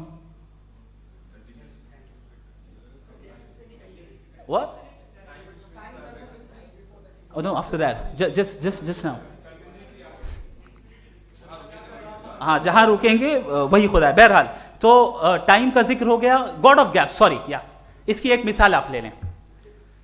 एक कार है, एक साहब ने देखा कि भाई कार जो है उसके व्हील्स कितने अच्छे लगे हुए हैं सही जगह पे, स्टीयरिंग जो है कितने अच्छे जगह पे लगी हुई, और सीट्स कितने वेल डिजाइंड है, कितनी प्रिसाइजली ये कार काम कर रही है. तो जरूर कोई ना कोई इसे क्रिएट किया है, किसी ने क्रिएट किया है. अब जावेद साहब आए और कहे अरे जनाब बोनेट खोलिए, इसमें इंजन है, इंजन इस कार को चला रहा है, hence prove no one has created the car. This is illogical, this is irrational.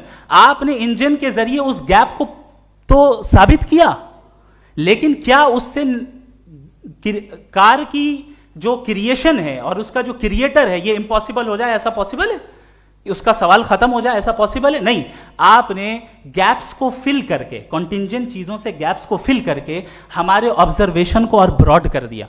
अब हमें और पता चल गया कि ये जो कार है इसका सिस्टम कितना ज्यादा कॉम्प्लेक्स है. पहले कम समझते थे, अब कॉम्प्लेक्सिटी और ज्यादा वाजे हो गई. अब हमें समझ में आ रहा है कि हमारी सर्टेनिटी और बढ़ गई कि जरूर इस कार को किसी ना किसी ने बनाया. यही मामला यूनिवर्स का है. साइंस हमेशा फिजिकल वर्ल्ड की चीजों को ही फिल करती जाएगी और फिजिकल चीजों से ही करती जाएगी, चूंकि एम्पेरिकल एविडेंस का ताल्लुक फिजिकल वर्ल्ड से है.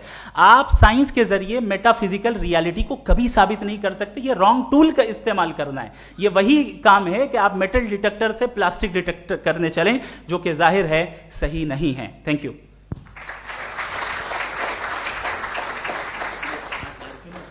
जी, ये आर्ग्यूमेंट का राउंड 2 है. हाँ. 7 मिनट है. पहले तो मैं आपसे अर्ज करूं कि आपने कहा कि जब कायनात ही नहीं थी तो वक्त भी नहीं था, कुछ भी नहीं था. कैसे नहीं था? खुदा था. एक एग्जिस्टेंस तो था ना खुदा का. तो जब खुदा था तो वक्त भी होगा. ऐसा नहीं कि कुछ भी नहीं था, खुदा था. अच्छा, बाकी एक आपने कहा साहब आप साबित कीजिए, आपके पास भी लॉजिक है या मेरे पास भी लॉजिक है. आप मेरा जिम्मेदारी नहीं है साबित करना कि खुदा है. बर्टन रसल ने बड़ी अच्छी बात कही. बर्टन रसल ने बड़ी अच्छी बात कही. मैं आपसे अगर ये दावा करूं कि एक चाय की केतली मरीख के चारों तरफ घूम रही है, मार्स के चारों तरफ, तो यह आपका काम नहीं है कि आप साबित करें कि कोई चाय की केतली नहीं है. ये मेरा काम है, मैंने दावा किया है। ये दावा तो मजहबी लोग करते हैं कि खुदा है, मैं क्यों साबित करूं कि नहीं है? जब तक आप मुझे कन्विंस नहीं कर देंगे मैं नहीं मानूंगा। आपकी जिम्मेदारी है, मेरी जिम्मेदारी नहीं है। दोयम ये कि ये जो आप कह रहे हैं, जो गैप्स हैं, ये गैप जब जब किसी मजहब को चैलेंज करते हैं, जब ऐसा कोई बात आती है तो हंगामा हो जाता है कि जब वो चैलेंज करें किसी फेथ को। ये तमाम साइंस जो है इसे मुख्तलिफ जगहों पे मुख्तलिफ वक्तों में मजहब ने रोकने की कोशिश की है। ये किताब है religion and science Bertrand Russell की, पढ़िएगा, अच्छी लगेगी आपको। तारीख ही है साइंस, मजहब की साइंस से उसका यही रिश्ता है। अच्छा, अब ये हम सोचें कि बहरहाल ये वजूद जो है मजहब और ये बिलीव इन गॉड इंसान को बेहतर बना देता है, तो एक काम कीजिए, हिंदुस्तान वर्ल्ड का नक्शा लीजिए और मार्क कीजिए कि रिलीजन कहाँ कहाँ ज़्यादा है, कहाँ कहाँ, चाहे वो लैटिन अमेरिका हो या मिडल ईस्ट हो या फार ईस्ट हो या हिंदुस्तान के वो इलाके जहाँ मजहबियत ज़्यादा है। रख दीजिए नक्शा अलग। अब दूसरा नक्शा कि कहाँ कहाँ नाइंसाफ़ी, रिप्रेशन, औरतों के हुकूक की पामाली, जुल्म, डिक्टेटरशिप कहाँ है, नक्शा एक ही होगा।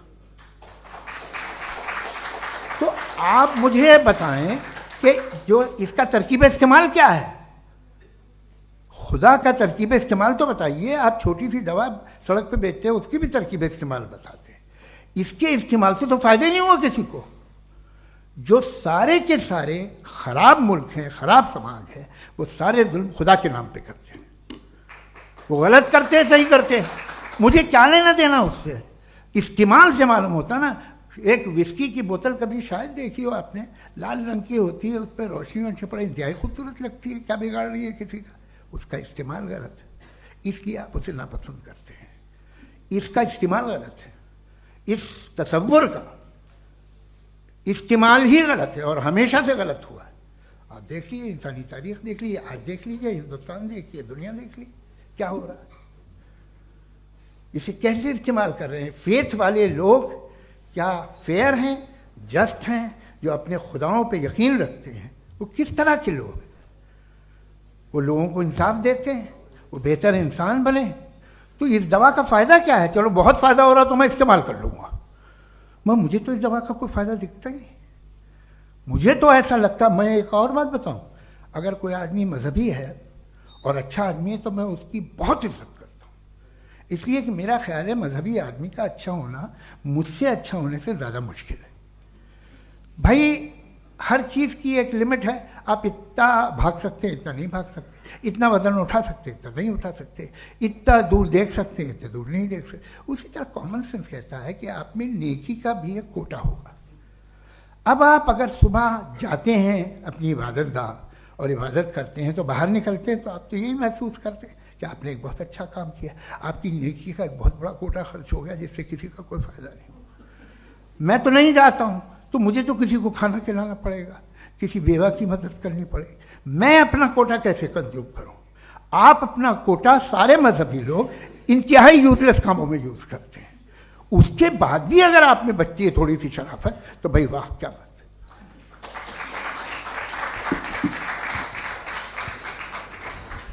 एक तो मुझे ये बात बहुत अच्छी लग रही है कि दोनों ही विद्वान समय को मानते हैं और बहुत समय से अपनी दलीलें और बाज़ दफ़ा समय से पहले अपनी तकरीरें पूरी करके अपनी अपनी कुर्सी पर बैठ रहे हैं। ये इस आर्ग्यूमेंट का राउंड 2 पूरा हुआ। अब रिबटल का राउंड 2 है और उसके बाद क्रॉस एग्जामिनेशन होगा। नहीं, आपका आर्ग्यूमेंट हो गया सर। हमारे यहाँ स्कूल के सिलेबस में पंच परमेश्वर कहानी पढ़ाई जाती है, प्रेमचंद जी की लिखी हुई। आप निश्चिंत रहिए, आपके कोई राउंड में मिस नहीं होने दूंगा। रिबटल का राउंड 2 मुफ्ती शमाइल नदवी साहब।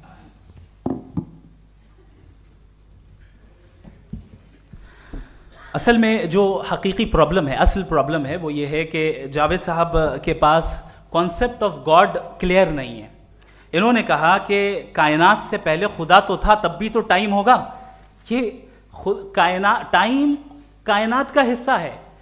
हम खुदा, उस खुदा को मानते हैं नेसेसरी बीइंग का टाइमलेस होना जरूरी है, चूंकि वो टाइम का क्रिएटर है। जब उसने टाइम को क्रिएट किया तो वो खुद टाइम पे कैसे होगा? उसने जब स्पेस को क्रिएट किया तो खुद स्पेस में कैसे होगा?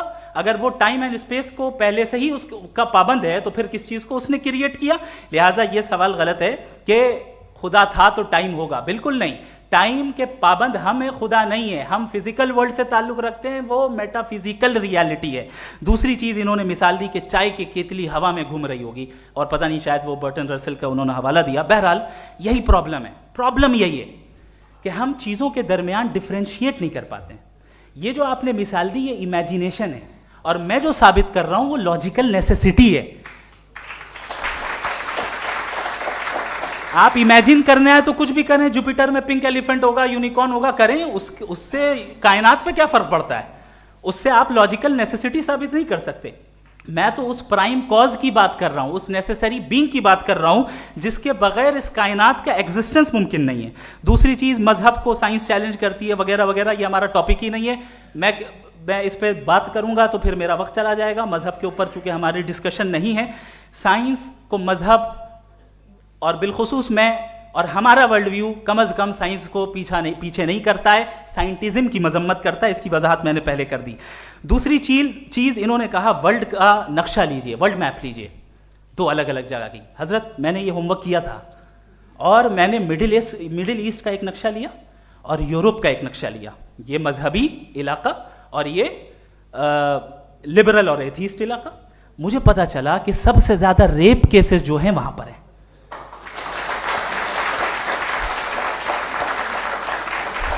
मुझे ये पता चला यूएन की रिपोर्ट के मुताबिक, मैं ये अपने घर से नहीं लेके आ रहा, कि जो वर्किंग वुमेन है यूरोपियन कंट्रीज में, उसमें 81% वुमेन सेक्सुअल हैरेसमेंट का वर्क में शुमार हो रही है। ये मिडिल ईस्ट में नहीं हो रहा है, वो मजहबी लोग हैं इसलिए नहीं हो रहा है। दूसरी चीज, आपने ये कहा कि मजहबी आदमी का अच्छा होना हमारे अच्छे होने से बहुत मुश्किल है, बहुत मुश्किल है। तो इसका मतलब यह है कि गॉड के अलावा आपके पास अच्छे और बुरे का कोई स्टैंडर्ड है। मैं चाहूंगा कि कन्वर्सेशनल स्टाइल वाली डिस्कशन और सेगमेंट पे इसी पे बात कर लेते हैं। Thank you very much.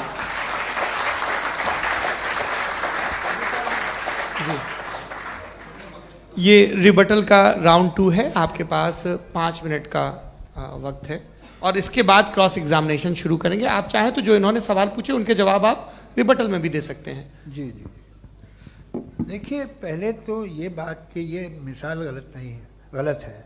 इन्होंने पहले ही हमको डिसार्म कर दिया। कह लिया अकल से मामला सॉल्व नहीं हो सकता, लॉजिक से आप पहुंच नहीं सकते। ये एक मेटाफिजिकल चीज़ है। मेटाफिजिकल अजीब सा लफ्ज़ है, ठीक से किसी को माने नहीं मालूम इसके, तो ऐसा लगता है कुछ बड़ी चीज़ है। अरे भाई, क्या होता है मेटाफिजिकल, बताओ, खड़ी हो। ये एक लफ्ज़ है जो कहीं भी इस्तेमाल हो जाता है। जब आप एक बात कर रहे हैं और आप मुझसे बहस कर रहे हैं तो मुझे मेटाफिजिकल मत बताइए, आप लॉजिकली मुझे प्रूफ किए। और अगर लॉजिकली आप नहीं बात करते साहब ये मेटाफिजिकल है, तो फिर हम आप बात क्या कर रहे हैं? मेरा आपका किस ज़बान में कॉन्वर्सेशन होगा?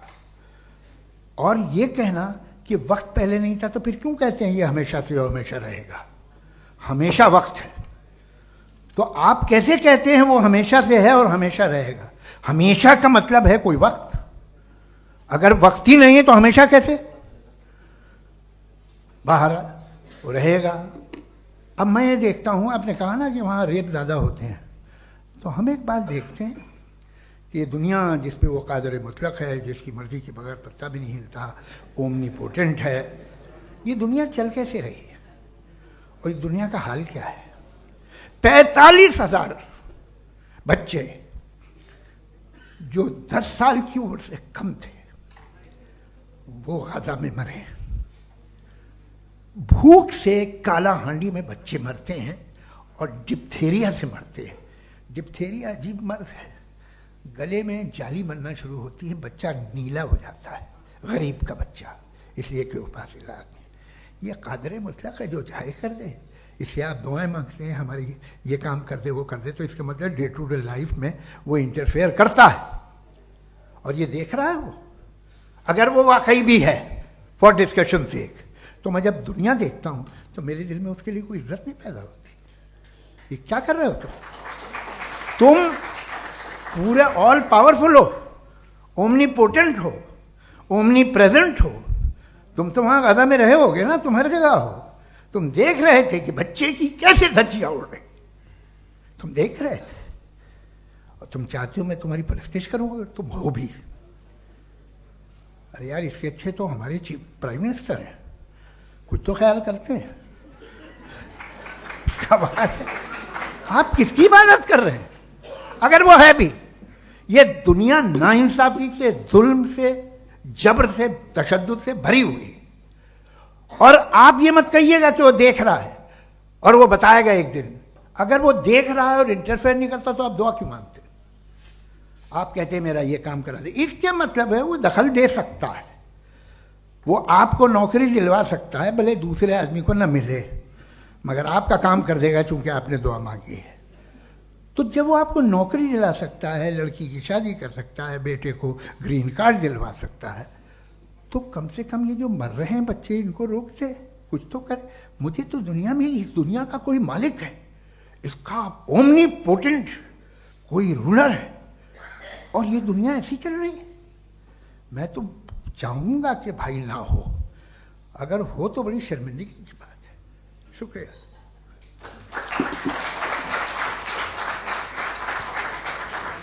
देवियों और सज्जनों, इस बहस के 2 राउंड और 2 रिबटल पूरे हो चुके हैं। अब सबसे ज़रूरी और सबसे मुश्किल राउंड शुरू हो रहा है, क्रॉस एग्जामिनेशन का। अब इन विद्वानों की सज्जनता की एक परख भी होगी और वक्त हमने 16 मिनट का तय किया है। पहला सवाल आप पूछना चाहेंगे? जी बिल्कुल। पहले बोले भी आप माइक ले लीजिएगा हाथ में, ये नीचे से ऑन जी। मैं बोलता हूँ, ये डायस हटा सकते हैं क्या हम थोड़ा क्विकली? डायस पीछे कर दीजिए बस थोड़ा सा, है, ताकि ये जो दाएं बाएं लोग बैठे हैं, इसे हटा ही दीजिए। अब हम वहाँ तो जाने वाले नहीं। आराम से आराम से दोनों तरफ से हटा दीजिए।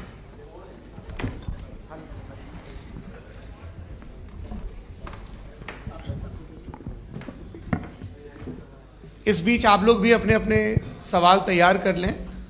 ये ध्यान रखेंगे कि मैं यहाँ से सवाल लूँगा, आप लोगों को अपना हाथ ऊपर करना है, अपना नाम बताना है और अधिकतम 3 वाक्यों में अपना सवाल पूरा करना है। कई लोग सवाल की जगह भाषण देने लगते हैं, उससे आज बचना है। जी मुफ्ती साहब, पहला सवाल आपका, 16 मिनट हैं, हम दोनों लोगों के सवाल लेंगे। जी जी बहुत शुक्रिया। आपकी जो अभी बात हुई बहुत अहम थी, मैं इसको चाहूँगा कि आगे डिस्कस करूँ, लेकिन चूँकि अभी ये वो सेगमेंट है क्रॉस एग्जामिनेशन, तो सबसे पहला सवाल आपसे ये है कि जो मैं इतनी देर से कॉन्टिंजेंसी आर्ग्यूमेंट आपको बता रहा था, ये अकल से ही बता रहा था हजरत, आप ये बताएं कि आप इन्फिनिट रिग्रेस ऑफ कॉजेस को पॉसिबल मानते हैं या नेसेसरी बीइंग के एग्जिस्टेंस को सही समझते हैं? चूंकि 2 ही ऑप्शन हो सकता है, आप ये बताएं। देखिए, आपको मैं ईमानदारी से बात करूं, एक तो मैं कॉन्टिजेंसी वर्ड ठीक से समझता नहीं, और इस वक्त भी जो आपने अंग्रेजी के अल्फाज इस्तेमाल किए वो ज़रा थोड़े से मुझे डिफ़िकल्ट और कॉम्प्लिकेटेड लगे, तो आप ज़रा सिंपल ज़बान में सवाल कर सकते हैं? बिल्कुल कर सकता हूँ जी। यूनिवर्स की हर चीज कॉन्टिंजेंट होने का मतलब यह है कि वो अपने एग्जिस्टेंस में किसी के ऊपर डिपेंडेड है। जो भी चीज डिपेंडेड होगी वो चीज इंडिपेंडेंट नहीं हो सकती, तो उसका कोई ना कोई कॉज होगा। तो अब आप क्या समझते हैं कि ये इन्फिनिट रिग्रेस है, यानी कॉज पर कॉज, कॉज पर कॉज, कॉज पर कॉज, और कभी कोई यानी ये एंडलेसली चलता रहा? क्योंकि अगर ऐसा होगा तो हम तो एग्जिस्टेंस में आते ही नहीं। लॉजिकली ये मुत्तफक अलैह चीज है, मुत्तफक अलैह, अग्रीड अपॉन। ओके, इस पे हमने एग्री किया था कि मुश्किल शब्द आएगा तो अर्थ बताना पड़ेगा। तो इन्फिनिट रिग्रेस तो पॉसिबल नहीं है, तो कहीं ना कहीं आपको रुकना पड़ेगा ऐसे नेसेसरी बीइंग पर। नहीं, कोई जरूरत नहीं रुकने की। किसने कहा आप रुकना पड़ेगा? आप रुकते हैं खुदा पे, आप नहीं रुकते। आप कहते हैं वो हमेशा से, जब उस वक्त से जब वक्त नहीं था। आप कहाँ रुकते हैं कि अब हुआ था वो? आप नहीं कहते। हम क्यों नहीं मान सकते कि यूनिवर्स जो है और बल्कि मल्टीवर्सेस जो है वो हमेशा से हैं, वो बनती है, बिगड़ती है। एक हमारे यहाँ एक चीज़ है ब्लैक होल, वो समेट लेता है वापस, फिर ब्लास्ट होता है, फिर फैल जाता है। और इसमें हमारी तो खैर कोई औकात ही नहीं है इंसान की। एक छोटे से ज़र्रे पे हम 50-60 साल की उम्र रखते हैं, जो करोड़ों अरबों साल की कायनात है उसमें, और पैदा भी नहायत ही बेहुदा वजह से हुए थे। तो इसमें ये सोचना कि इसकी वजूहात और ये क्यों है, ये डिपेंडेंट है, ये हम देख रहे हैं। क्या मालूम, आप सोचिए कि ये जो फैल रही है कायनात, ये कहाँ फैल रही है, ये कहाँ जा रही है, और ये फैल क्यों रही है? अरे बना ली थी तुमने, रुको भैया, काफ़ी है। ये फैल क्यों रही है? ये और कौन सी कायनात जिसे मैं दूरबीन से देखता हूँ तो 2 बिलियन लाइट ईयर पे है, उससे मेरा कोई वास्ता ही नहीं है। 2 बिलियन ईयर यानी अगर मैं 80,000 माइल्स पर सेकेंड से चलूँ तो 20 करोड़ साल में वहाँ पहुँच जाऊँगा। इसकी ज़रूरत क्या थी? ये दुनिया, ये कायनात तो इंसान अशरफुल मखलूक़ात के लिए बनाई गई ना। तो ये सब ये टर्म समझ में नहीं आया, इसमें कोई खास समझने वाली बात थी भी नहीं। ये जो अल्टीमेट कहा यह जाता है कि ये जो पूरी यूनिवर्स है, ये जो दुनिया है, ये इंसान के लिए बनाई गई। अच्छा, ये सब इंसान के लिए। क्यों साहब, सही है ना? बिल्कुल, लेकिन इसका ये मतलब नहीं कि किसी चीज के पीछे रीजन आपको नहीं पता तो रीजन नहीं है, इसे कहते हैं नहीं, मुझे नहीं पता, लेकिन मेरी जिम्मेदारी नहीं है। वो बिल्कुल सही कहा था उसने, बर्टन रसल ने, आपने उसे मजाक में टाल दिया कि भाई आप एक दावा कर रहे हैं, मैं क्यों कहूं कि ये गलत है दावा? आप प्रूफ कीजिए, मेरे पे जिम्मेदारी ही नहीं है, मैंने थोड़ी कहा है। आप प्रूफ कीजिए कि ये सही है। आप आर्ग्यूमेंट ऑफ कंटिंजेंसी का जवाब ही नहीं दे रहे हैं। पूछना चाहेंगे? आप सवाल पूछना चाहेंगे मुफ्ती साहब से?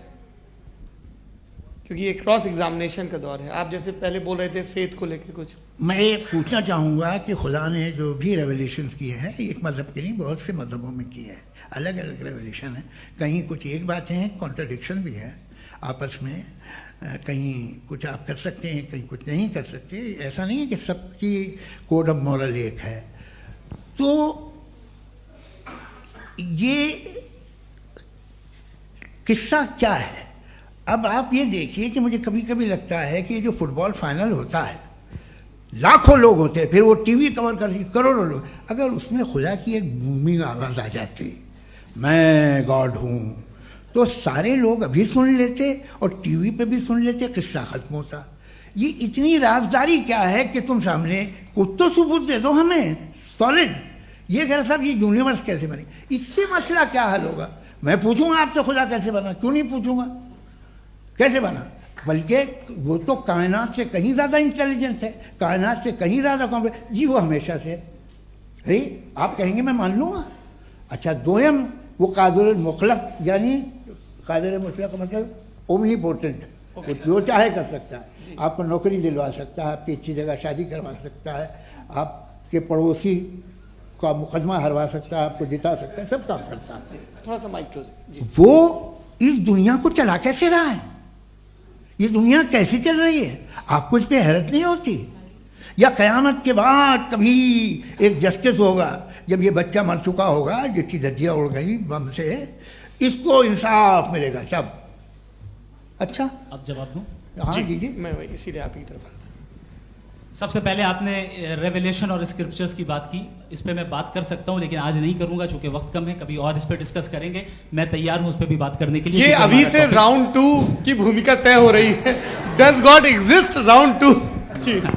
चूंकि आज गॉड के एग्जिस्टेंस पे बात है, तो मैं उसी के रिलेटेड जो है आपके सवालात को एंटरटेन भी करूंगा और मैं भी पूछूंगा। आपने कहा कि आपने साबित ही नहीं किया, जबकि आर्ग्यूमेंट ऑफ कॉन्टिंजेंसी बुनियादी आर्ग्यूमेंट है। आप मुझे कॉन्टिंजेंसी का मतलब बताइए, आपका मतलब क्या है कॉन्टिंजेंसी? कॉन्टिंजेंसी का मतलब यह हुआ कि हर वो वजूद जो किसी भी चीज का पाबंद है, हर वो वजूद या हर वो चीज जो अपने एग्जिस्टेंस में किसी भी चीज के पाबंद है और उससे बाउंड है, उसको उसकी जरूरत है, उस पर डिपेंड करती है, तो जाहिर सी बात है कि उसका कोई ना कोई कॉज होता है। ये तो अक्ल की बात है।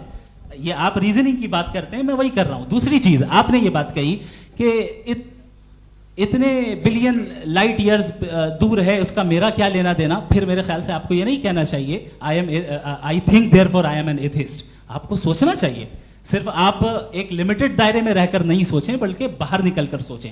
आपने तीसरा सवाल किया, आपने 2-3 सवाल एक साथ। ऐसी बातें ना कीजिए, कुछ को इतराज हो जाएगा आप पे कि आप कुछ भी सोचिए।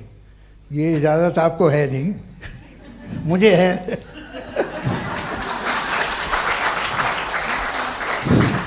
जी, आपने प्रॉब्लम ऑफ इविल के ताल्लुक से सवाल किया और बार बार आप एक लफ्ज रिपीट कर रहे हैं कि ओमनीपोटेंट गॉड है। ऑल पावरफुल गॉड है। यही तो दरअसल समझना है कि गॉड का कॉन्सेप्ट क्या है। प्रॉब्लम ऑफ इविल जो है, प्रॉब्लम ऑफ इविल दर हकीकत दो असम्पशंस पर कायम है। अगर आप इन दो असम्पशंस को समझ जाएं तो ये प्रॉब्लम नहीं रहेगी, आर्ग्यूमेंट आपको समझ में आ जाएगी कि ये कोलैप्स कर जाता है। पॉइंट नंबर 1, यानी जो आपका सबसे पहला फॉल्स असम्पशन है कि गॉड मर्सीफुल है, ओमनीपोटेंट है, दुनिया में जुल्म हो रहा है। लेकिन आपको यह समझना चाहिए कि हमारे वर्ल्ड व्यू के मुताबिक गॉड सिर्फ ओमनीपोटेंट और सिर्फ मर्सीफुल नहीं है, बल्कि वो ऑल वाइज भी है और वो ऑल नोइंग भी है। उसके हर काम के पीछे हिकमत और विजडम है। ये कोई जरूरी नहीं है कि वो हिकमत और विजडम आपको समझ में आए या मुझे समझ में आए। अगर आप जो समझ रहे हैं उसके मुताबिक आप फैसला कर रहे हैं, ये लिमिटेड पर्सपेक्टिव से आर्ग्यूमेंट है। और इस चीज को हम अपनी दुनिया में, अपने लाइफ में, डेली लाइफ में इस प्रिंसिपल को एक्सेप्ट करते हैं। हम जब किसी डॉक्टर के पास जाते हैं, डॉक्टर के पास जाकर वो अगर उसने हमें कोई दवाई दी है तो हम ये तो नहीं कहते कि जब तक आपके पास जितना नॉलेज और जितना विजडम नहीं है, आपने क्यों ये दवाई दी है, तब तक हम इस चीज को एक्सेप्ट नहीं करेंगे।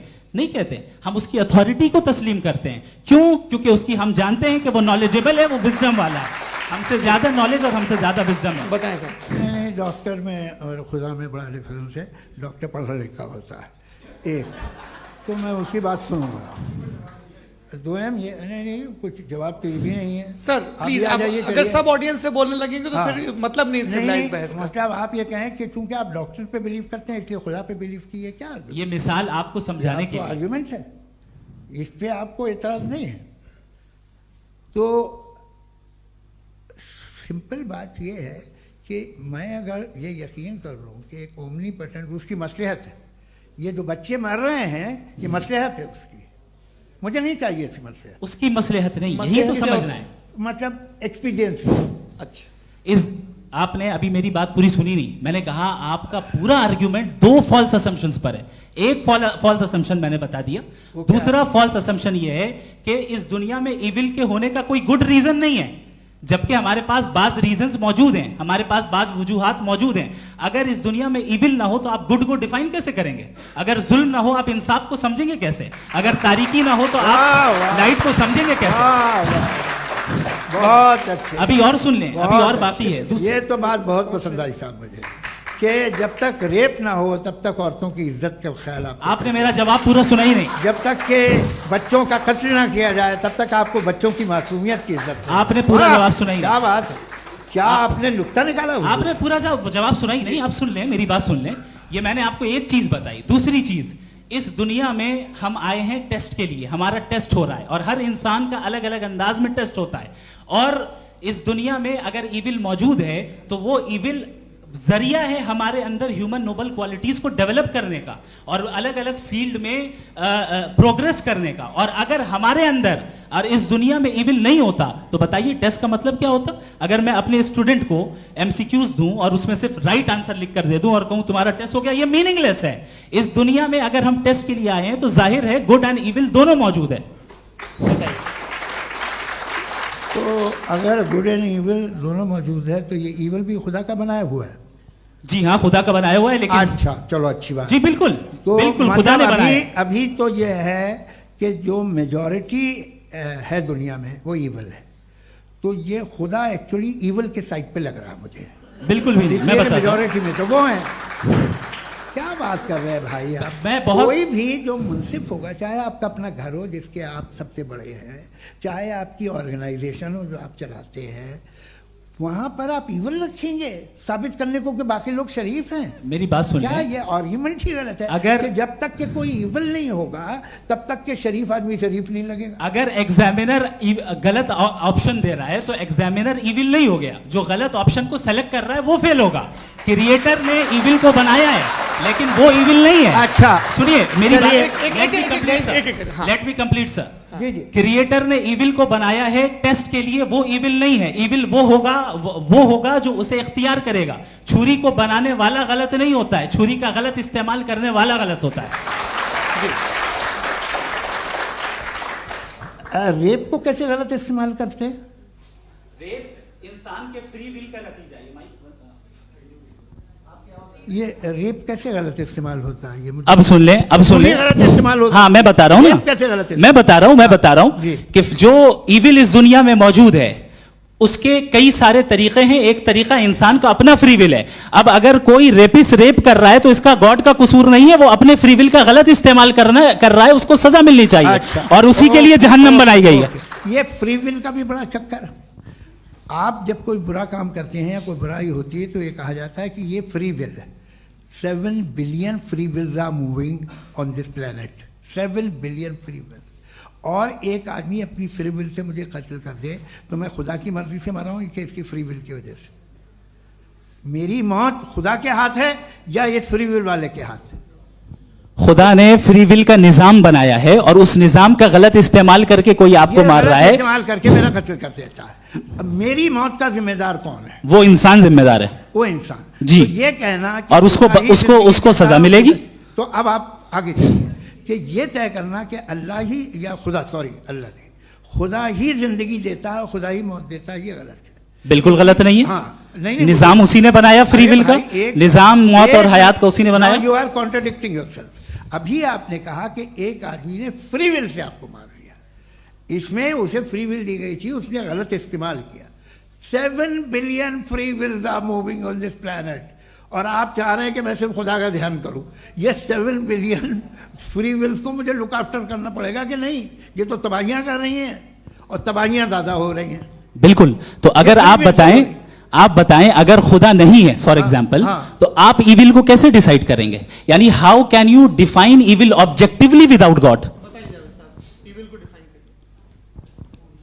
देखिए, दुनिया में 2 तरह के जानवर हैं।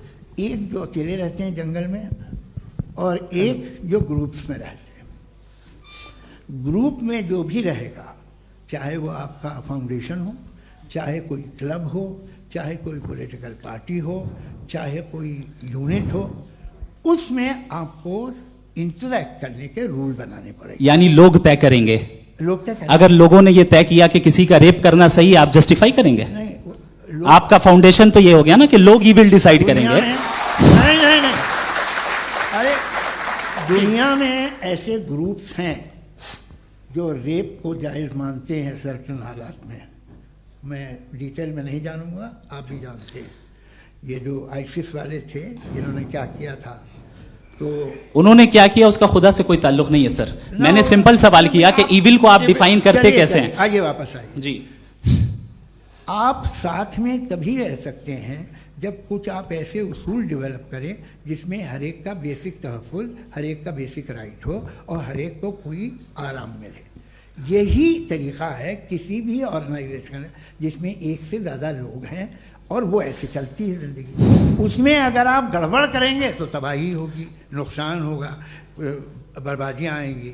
और अगर उसमें आप घर ले लीजिए ना, एक हस्बैंड है, एक वाइफ है, बच्चे हैं, वालदा भी हैं, 2 बहनें भी हैं, एक भाई भी है।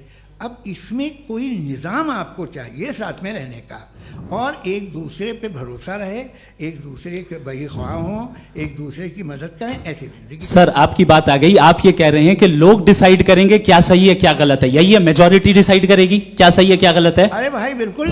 मेजॉरिटी अगर ये कहे कि नाजी जर्मनी के साथ जिस तरह मेजॉरिटी थी कि जेनोसाइड करना सही, आप जस्टिफाई करेंगे? उस वक्त आपका ये सवाल सिर्फ उसके बाद क्लोजिंग। हाँ, उस वक्त प्लेनेट पे जो लोग थे उनमें कितने लोग हिटलर को सही समझते? अच्छा, प्लेनेट की मेजॉरिटी तय करेगी, सोसाइटी की नहीं। प्लेनेट की मेजॉरिटी गॉड के एग्जिस्टेंस को सही मानती है, आप क्यों नहीं मानते?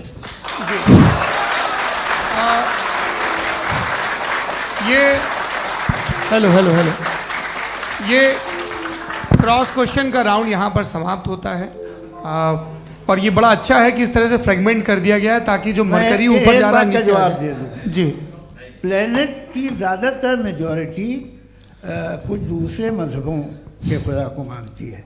आप उन्हें क्यों नहीं? आप तो मेजॉरिटी की बात कर रहे हैं। अच्छा, ये क्लोजिंग आप ये कह रहे हैं इविल और गुड को डिसाइड मेजॉरिटी करेगी। मेजॉरिटी जो कर दे वो सही हो जाएगा। क्लोजिंग इसको जैसा आप ही लोगों ने तय किया है उसी फॉर्मेट को फॉलो कर लेते हैं। हाँ भाई, मैंने तो भले लोगों पे एतबार किया और तब मॉडरेशन तय किया। जी, आपके पास 5 मिनट का वक्त है, क्लोजिंग आर्ग्यूमेंट है, उसके बाद हम ऑडियंस से क्वेश्चन आंसर लेंगे जावेद साहब की क्लोजिंग आर्ग्यूमेंट के बाद। ओके, बहुत शुक्रिया जी। हमारा जो टॉपिक है डज गॉड एग्जिस्ट, मैं इस पे इतने एकेडमिक तैयारी करके आया था, मुझे था कि मैंने सोचा था कि कई सारे मैं आर्ग्यूमेंट्स दूंगा, लेकिन वक्त की भी किल्लत और जावेद साहब बार बार इधर उधर चले जा रहे थे तो उसको भी थोड़ा एंटरटेन करना पड़ गया। डज गॉड एग्जिस्ट पे मैं एक ही आर्ग्यूमेंट दे पाया। आर्ग्यूमेंट्स बहुत हैं और डेफिनेटिव आर्ग्यूमेंट्स हैं, और मेरे आर्ग्यूमेंट को किसी एक राउंड में भी इन्होंने एंटरटेन नहीं किया और रेफ्यूट नहीं किया, एक राउंड में भी नहीं, एक राउंड में भी नहीं। और ना ही अभी अभी आपका क्लोजिंग आर्गुमेंट आएगा नहीं, वो उसमें। बता देना। Argument of contingency sir. अरे मैं आपसे कई बार कह चुका हूँ कंटीजेंसी का मतलब अब मैं कैसे समझाऊं Please, आपको please, और आपस में, हाँ, आप और please, कितने please, आसानी से समझाऊं मैं, मुझे तो नहीं समझ में आ रहा है। बस आप अपनी argument sir, of contingency Urdu में बोल सकते हैं। हाँ, आप अपनी बात पूरी कर लें जी। आखिरी 4 मिनट। दूसरी चीज, just a minute please ma'am, can I talk? दूसरी चीज ये है कि आपने एक तो इसका जवाब नहीं दिया, दूसरा आपने गॉड के ना होने पर कोई डेफिनेटिव आर्ग्यूमेंट नहीं दिया, सिर्फ मजहब पे बात कर रहे हैं आप। मजहब तो आज हमारा टॉपिक ही नहीं था, आज तो हमारा टॉपिक हो, आप मजहब से ले लेकर आईएस तक चले गए। भाई हमारा क्या ताल्लुक है उससे? We condemn them. और उसका गॉड से क्या ताल्लुक है? अगर कोई गलत काम कर रहा है, किसी ने किसी को कत्ल किया, किसी ने किसी का रेप किया, उसको सजा मिलनी चाहिए। और आपके पास कोई भी rational strong foundation of morality नहीं है। आपने कहा कि मेजॉरिटी तय करेगी सोसाइटी की, वो सही होगा। मैंने कहा हिटलर को फिर आप सही कहेंगे, नहीं नहीं नहीं नहीं, प्लैनेट की सोसाइटी की मेजॉरिटी तय करेगी। तो प्लैनेट की मेजॉरिटी गॉड के एग्जिस्टेंस को मानती है, आप कह रहे हैं ये रिलीजियस है। तो यानी आपके पास कोई स्ट्रॉन्ग फाउंडेशन नहीं है ऑब्जेक्टिव मोरालिटी का। ऑब्जेक्टिव मोरालिटी का अगर कोई फाउंडेशन है तो वो सिर्फ गॉड है, गॉड है, गॉड है। थैंक यू जी। ये मुफ्ती शमाइल नदवी साहब का क्लोजिंग आर्ग्यूमेंट था। अब हमारे पास जी, मैं जी ये बड़ा अच्छा है कि दोनों लोगों को मॉडरेटर से शिकायत भी और बोल रहे हैं भाई हमारी शाबाशी भी तो करते चलो। अब मेरी बात जी, आपके पास जावेद अख्तर साहब 5 मिनट का वक्त है, ये आपका क्लोजिंग आर्ग्यूमेंट है, टाइम रीसेट कर दें जी। देखिए, बहुत सारी बातें हैं। गॉड का डेफिनेशन दुनिया के किसी भी रिलीजन में है कि वो ओमनीपोटेंट है, ओमनीप्रेजेंट है, he is just, he is kind, he loves you and so on. मैं जब दुनिया देखता हूँ तो मुझे कोई ऐसा सुप्रीम पावर यहाँ दिखाई नहीं देती है जो इंसान की बहबूदी के लिए कुछ कर रही हो, कमज़ोर को बचा रही हो, मदद कर रही हो, जालिम को पीछे हटा रही हो। मैं नहीं देखा, तारीख़ में नहीं। एक तो अगर है और ये देख रहा है तमाशा, तो उसका होना न होना बराबर है। दोयम ये कि ये जो है, जब आप ये कहते हैं कि कायनात जिसकी कंटीजेंसी है, मैं देखिए वो लफ्ज़ इस्तेमाल किया मैं, तो ये कैसे हो सकती है भाई? और फौरन आप सरेंडर कर देते हैं कि जाहिर है कि इसका बनाने वाला तो इससे 10,000 गुना ज़्यादा कॉम्प्लिकेटेड होगा। उस पर आपके होने पे कोई इतराज़ नहीं है। उसे वो टाइमलेस है, वो पहले से था, टाइम तो बहुत बाद में आया। ये सब आप मानने को तैयार है जिसका आपके पास कोई सबूत नहीं, आपके पास कोई रीज़न नहीं। आपकी तारीफ क्या है मजहबों की? बिलीफ की, जो खुदाओं का बिलीफ है, ये कॉन्स्टेंटली गलत साबित होता रहा है। मतलब आप कहें कि अरिस्टोटल के ज़माने में तो सब जाहिल थे, वो भी इतने ही यकीन से खुदा पे यकीन रखते थे, जो अब नहीं रहा। ये भी नहीं रहेगा, आप लिख लीजिए। और इसके आसार आपको दुनिया में दिखाई देना शुरू हो चुके हैं। ये बहस क्या आज से 100 साल पहले इस तरह हो सकती थी? यहाँ तक तो आपको हम ले आए हैं। तो सर अरे इनको मदद की ज़रूरत नहीं भाई, ये सेल्फ सफिशिएंट आदमी है, आप क्यों इनकी मदद कर रहे हैं? Sir please. तो ये जो है तमाम बातें अपनी जगह हैं। ये एक पैकेज है। आप अकेले, कोई आदमी ऐसा नहीं जो सिर्फ गॉड को मानता हो, उसके साथ बहुत पैराफर्नेलिया आता है, अलग अलग पैराफर्नेलियाज आते हैं। They are only, they have always created chaos in the society. मैं तो आपको सीधा ऑफर देता हूँ कि दुनिया में 10 इम्पॉर्टेंट बिलीव्स हैं। आप 1 मानते हैं, 9 नहीं मानते, 9 में आप एथियस्ट हैं, 9 को आप बिल्कुल रीजनेबली मेरी तरह देखते हैं। तो 90 मजहबी आदमी भी 90% एथियस्ट है। वो दूसरे खुदा नहीं मानता, एक खुदा मानता है, अपना वाला, बाकियों को कहता है गलत है। अगर आप मानना ही बंद कर दें तो आपका 10% चांस है कि आप सही हैं और 90% चांस है कि आप गलत हैं। मेरा मशवरा है, आप मानना छोड़ दिए तो 50% चांस होगा कि आप सही हैं और 50% चांस होगा, 40% आप गेन करेंगे बाय बिकमिंग एन एथियस्ट।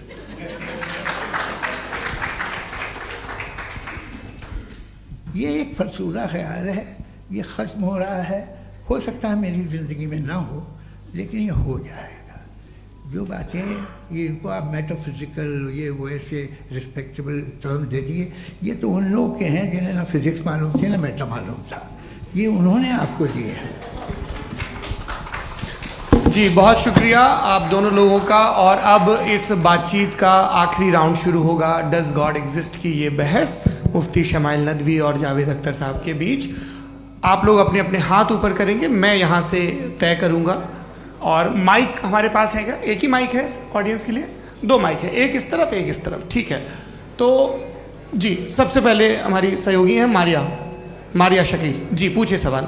थोड़ा सा रुकेंगे ताकि कैमरे का फ्रेम आप पर आ जाए, आपकी तो प्रैक्टिस है टीवी की। जी नदवी साहब, मैं खुदा को मानती हूँ, पहले मैं इसी प्रमाइस से शुरू कर रही हूँ और ये बता रही हूँ आपको, मैं मानती हूँ। लेकिन कुछ सवाल हैं जो जावेद साहब ने उठाया, उसका जवाब आपको देना चाहिए। पहला सवाल ये कि गज़ा में सालों से छोटे बच्चे मर रहे हैं, वो उनको अगर खुदा मर्सीफुल है, हम मानते हैं कि अल्लाह ताला में बहुत ताकत है, तो वो बच्चे क्यों मर रहे हैं? दूसरी बात ये कि अगर कंटिजेंसी की जो आप बात करते हैं, पूरे मुस्लिम ममालिक मिल करके भी उन गज़ा के बच्चों को क्यों नहीं बचा पा रहे हैं? क्योंकि अगर वो चाहते, क्योंकि अल्लाह ताला उन पर हुकूमत करते हैं, सब पर हुकूमत करते हैं, तो वो उनको क्यों नहीं बचा? जी थैंक यू वेरी मच। बहुत अच्छा किया आपने इस चीज़ को जिक्र कर दिया, मैं इसको और अच्छे से एक्सप्लेन करने की कोशिश करता हूँ। देखें, जहाँ तक आपने कहा कि गज़ा के बच्चों को मारा जा रहा है, देखें 2 वर्ल्ड व्यू है, एक एथीस्टिक वर्ल्ड व्यू, एक थीस्टिक वर्ल्ड व्यू है। बच्चे मर रहे हैं दोनों वर्ल्ड व्यू में, लेकिन हमारा वर्ल्ड व्यू कह रहा है कि रिकॉम्पेंस है, ये कह रहे हैं कि उनका मरना बेकार जाने वाला है, कोई उसका रिकॉम्पेंस नहीं है, चूंकि इनके यहाँ आखिरत और अल्लाह का कोई तसव्वुर या गॉड का कोई तसव्वुर नहीं है। आपने ये सवाल किया कि गॉड मर्सीफुल है, क्यों नहीं रोकता? ये मैंने बताया कि ये मिसकंसेप्शन है लोगों के दरमियान कि गॉड को सिर्फ मर्सीफुल और ओमनीपोटेंट समझते हैं। गॉड के सिर्फ यही 2 एट्रीब्यूट्स नहीं हैं, गॉड के कई सारे एट्रीब्यूट्स हैं, उनमें से अल हकीम भी है, उनमें से ऑल वाइज भी है, ऑल नोइंग भी है। लिहाजा अगर इस दुनिया में किसी को तकलीफ आ रही है और गॉड उसको नहीं रोक रहा है, वो इसलिए नहीं रोक रहा है चूंकि इंसानों को फ्री विल दिया गया है। ठीक इसी तरीके से अगर एक डॉक्टर किसी छोटे बच्चे को इंजेक्शन लगा रहा है, उसे तकलीफ पहुंच रही है, उसके लिमिटेड पर्सपेक्टिव के एतबार से यह गलत हो रहा है और डॉक्टर बुरा है। लेकिन जब आप ब्रॉडर पिक्चर को देखेंगी, आपके और हमारे पास सिर्फ एक पिक्सल है, हमें इतना नजर आ रहा है कि गजा में कत्ल हो रहा है, लेकिन इसके पीछे कितना रिकॉम्पेंस उनको मिलने वाला है, पूरा पिक्चर गॉड के पास है। तो एक पिक्सल से आप पूरे पिक्चर को कभी भी जज नहीं कर सकती। आप इसमें कुछ जोड़ना चाहेंगे? आपको कुछ बोलना है इसमें? भैया आपने बहुत अच्छा जस्टिफिकेशन दिया, या आप वो जो वहाँ के प्राइम मिनिस्टर इजराइल के उन्हें भेजिए, वो बहुत खुश होंगे। आप जस्टिफिकेशन दे देना कि अगर गॉड नहीं है तो बच्चे क्यों मर रहे हैं, आप बताएं। वो ये सवाल पूछ रहे हैं कि अगर आप ईश्वर का अस्तित्व नहीं मानते हैं तो उन बच्चों की मौत को आप कैसे इंटरप्रेट करते हैं? भाई ये दुनिया जो है, जो ताकतवर लोग होते हैं वो एक नाइंसाफी करते हैं। तो ये अच्छा काम है आपके नजदीक, तो नेचर नाइंसाफी पे मबनी है। अरे मेरे भाई, आप नेचर की कहाँ बात कर रहे हैं, तो इंसान की बात जी, कर। तो फिर जब मैं इंसान की बात कर रहा था, आप नेचर की बात करने लग गए। क्रॉस एग्जामिनेशन नहीं। हाँ, अब आप मुझे बोलने नहीं देंगे तो अलग बात है, आप बोलिए, मुझे कोई जल्दी नहीं। जी नहीं, ये क्रॉस एग्जामिनेशन। मुझे बोल तो लेने दीजिए। जी बोलिए। क्या बात ये है कि ह्यूमन सोसाइटी तभी साथ में रह सकती है जब वो मोहब्बत से, एकता से, एक दूसरे के एहतराम करके रहे। इसके अलावा पॉसिबल नहीं है, अकेले तो इंसान रह नहीं सकता। वहाँ पर कुछ लोग हैं जो फाउल करते हैं, वो फाउल हमेशा से तारीख में होता आया है। आज ये हो रहा है, जो हो रहा है बहुत बुरा हो रहा है, बहुत जालिमाना है, बहुत जाबराना है। उसको आप कहें कि ये बच्चों को कॉम्पनसेशन मिल जाएगा या इसकी इंजेक्शन है, इंजेक्शन तो हेल्थ के लिए दिया जाता है। आप ये कह रहे हैं कि ये बच्चों की जो धज्जियां उड़ रही हैं ये इंजेक्शन है, ये टेस्ट है, ये टेस्ट है और उस टेस्ट में उनको ऐसा रिकॉम्पेंस मिलेगा जो आपके तसव्वुर के बाहर है। ये आप 3 बरस के बच्चे को बारूद से उड़ा के टेस्ट ले रहे हैं। वाह, वो नहीं ले रहा है, खुदा नहीं उड़ा रहा है, इजराइल उड़ा रहा है। जी, ये तो उसको कंडेम अगला सवाल लेते हैं प्रोफेसर पुरुषोत्तम अग्रवाल।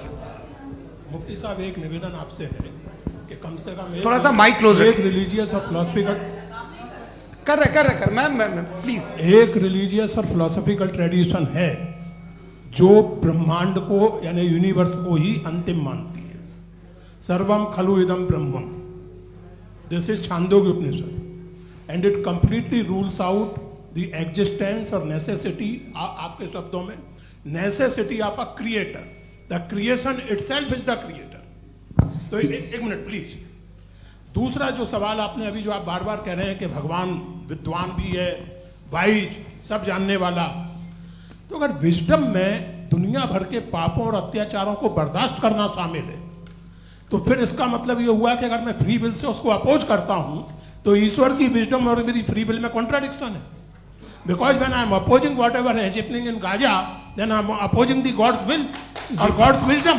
जवाब लेते हैं क्योंकि तो गॉड की विजडम में, एक मिनट सर प्लीज सर, ये एक जुमला, गॉड की विजडम है कि गाजा में जो कुछ हो रहा है वो हो रहा है, मैं उसका अपोज कर रहा हूं, तो मैं गॉड की विजडम के खिलाफ जा रहा हूं। एक सवाल। दूसरा ये नहीं आपने दो ऑलरेडी। सर आप और सवाल कर लें, लेकिन मुझे दो जवाब दे। सर, पहले आपने ये कहा, सुनिए मेरी बात सुनिए। भाई इजराइल के गॉड के मुताबिक तुम्हारा ठीक हो रहा है ना? नहीं हो रहा है, ठीक नहीं हो रहा है, मैं बता रहा हूँ क्या हो रहा है। आप तशरीफ रखिए, मैं बता रहा हूँ क्या हो रहा है। Let me complete please. एक सेकंड गाइस, एक सेकंड। ये देखिए ऐसा है कि ये सब बड़ा आपस में विचार विमर्श के बाद ये तय हुआ था कि कुछ नियम बना लिए जाएं ताकि एक टाइम बाउंड बातचीत चले। और भाई साहब आप बड़ा जरूरी काम कर रहे हैं, लेकिन कैमरे के फ्रेम में आके उस काम को गड़बड़ कर दे रहे हैं। ठीक है गुरु, अब मेरे को कहीं का गुस्सा कहीं निकालना था, सॉरी। नहीं कोई गुस्सा नहीं है जी। तो प्रोफेसर ने सवाल पूछे, आप उनके जवाब दें, और थोड़ा ये सब लोग थोड़ा ख्याल रखें भाई, सवाल संक्षिप्त रखें जी। आपने दो सवाल किया। सबसे पहला ये कहा कि हमारे पास ये कॉन्सेप्ट है कि ये यूनिवर्स खुद नेसेसरी बीइंग है, creation itself is the creator. How irrational is this कि मैं एग्जिस्ट करूंगा बाद में, लेकिन अभी एग्जिस्ट कर भी रहा हूं, यानी एक ही टाइम में एग्जिस्ट भी कर रहे हैं, नहीं भी कर रहे हैं। This is not true. दूसरी चीज आपने कहा कि अगर इजराइल में, सॉरी माफ कीजिएगा, Israel doesn't exist, occupied Palestine में अगर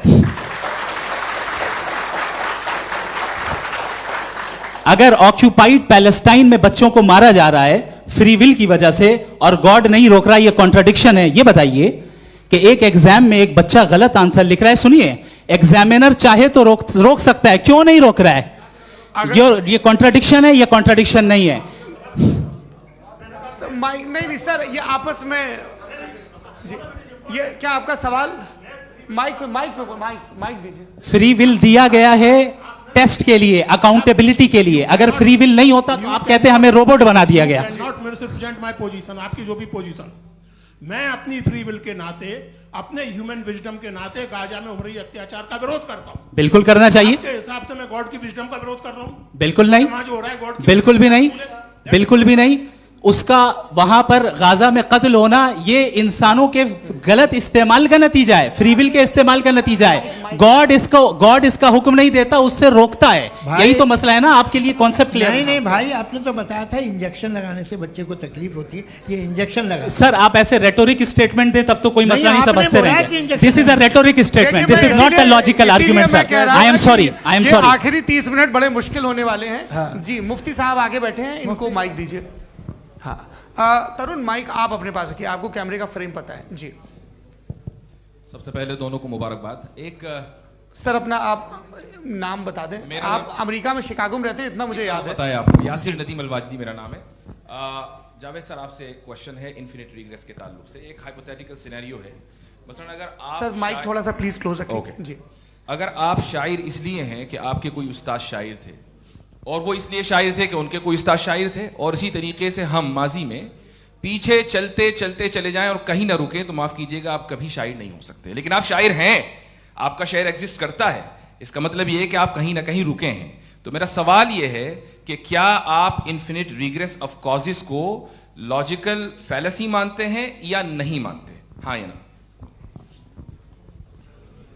मैं इन्हें लॉजिकल फैलेसी नहीं मानता हूँ, लेकिन मेरा प्रॉब्लम यह है कि जब मैं नहीं मानता हूँ तो I will continue with this logic जो फैलेसी नहीं हो।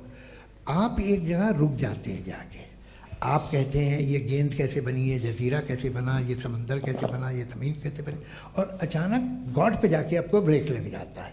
एक बार आप सवाल नहीं करते कि भाई इनको बनाने वाला तो इनसे भी कॉम्प्लिकेटेड होगा, वो कैसे बना, उसके बारे में आपने इत्मीनान कर लिया, वो हमेशा से है। तो अगर आप उसे हमेशा से मानते हैं तो फिर ये मान लीजिए कि कायनात हमेशा से है, क्या तकलीफ फिर हम वजूद में नहीं आते जी है? हम मौजूद नहीं। अच्छा सर क्यों नहीं हो मैं सकते? बताऊं प्लीज प्लीज। जैसे मैंने मिसाल दी आपके शेर, आपका शेर कभी वजूद में ना आता अगर शायर इसी तरह चलते रहते हमेशा। जी माइक मेरे ख्याल से एक सेकंड। इन्फिनिट रिग्रेस का कॉन्सेप्ट क्लियर नहीं हो पाया, ऐसे रहने दें, लेट्स मूव ऑन सर। ठीक है, हाँ थोड़ा सा मॉडरेटर का भी ख्याल रखें। नहीं नहीं आपने तो रखा है, आपने रखा है। यहाँ पे गौहर रजा साहब हैं, वो भी एक सवाल पूछना चाहते हैं। माइक यार नीचे से ऑन कर दिए, नीचे। पहले तो ये कह दूं कि मैं उन बच्चों से शर्मिंदा हूं जिनको गजा में कत्ल किया गया, क्योंकि हमारे होते हुए कत्ल किया गया। लेकिन उससे ज़्यादा शर्मिंदगी इस बात से हुई कि मुझे लगा कि मुफ्ती साहब उसको जस्टिफाई कर रहे हैं। बिल्कुल भी नहीं, आप बहुत ही गलत, मुझे लगा मैं गलत हो सकता हूं। बिल्कुल गलत मैं है। सवाल पूछ रहा हूं, सवाल मैं देखिए, सवाल अगर पूछ रहा हूं। एक मैं सेकंड, जावेद भाई गौर से साहब, डिसएग्री गौर करता साहब, हूं। एक सेकंड देखिए, अगर देखिए ऐसा एक सेकंड आप सर वेट अरे आप कुछ मेरे पहले मुझे अपनी बात क्या लेने दीजिए। अगर ऑडियंस तय करेगी तो फिर मॉडरेटर का मतलब नहीं। मेरा आप सबसे ये कहना है, ये बहस दो लोगों के बीच में है, एक तरफ मुफ्ती साहब, एक तरफ जावेद साहब। पिछले 1.5 घंटे से ये लोग अपने अपने तर्क रख रहे हैं।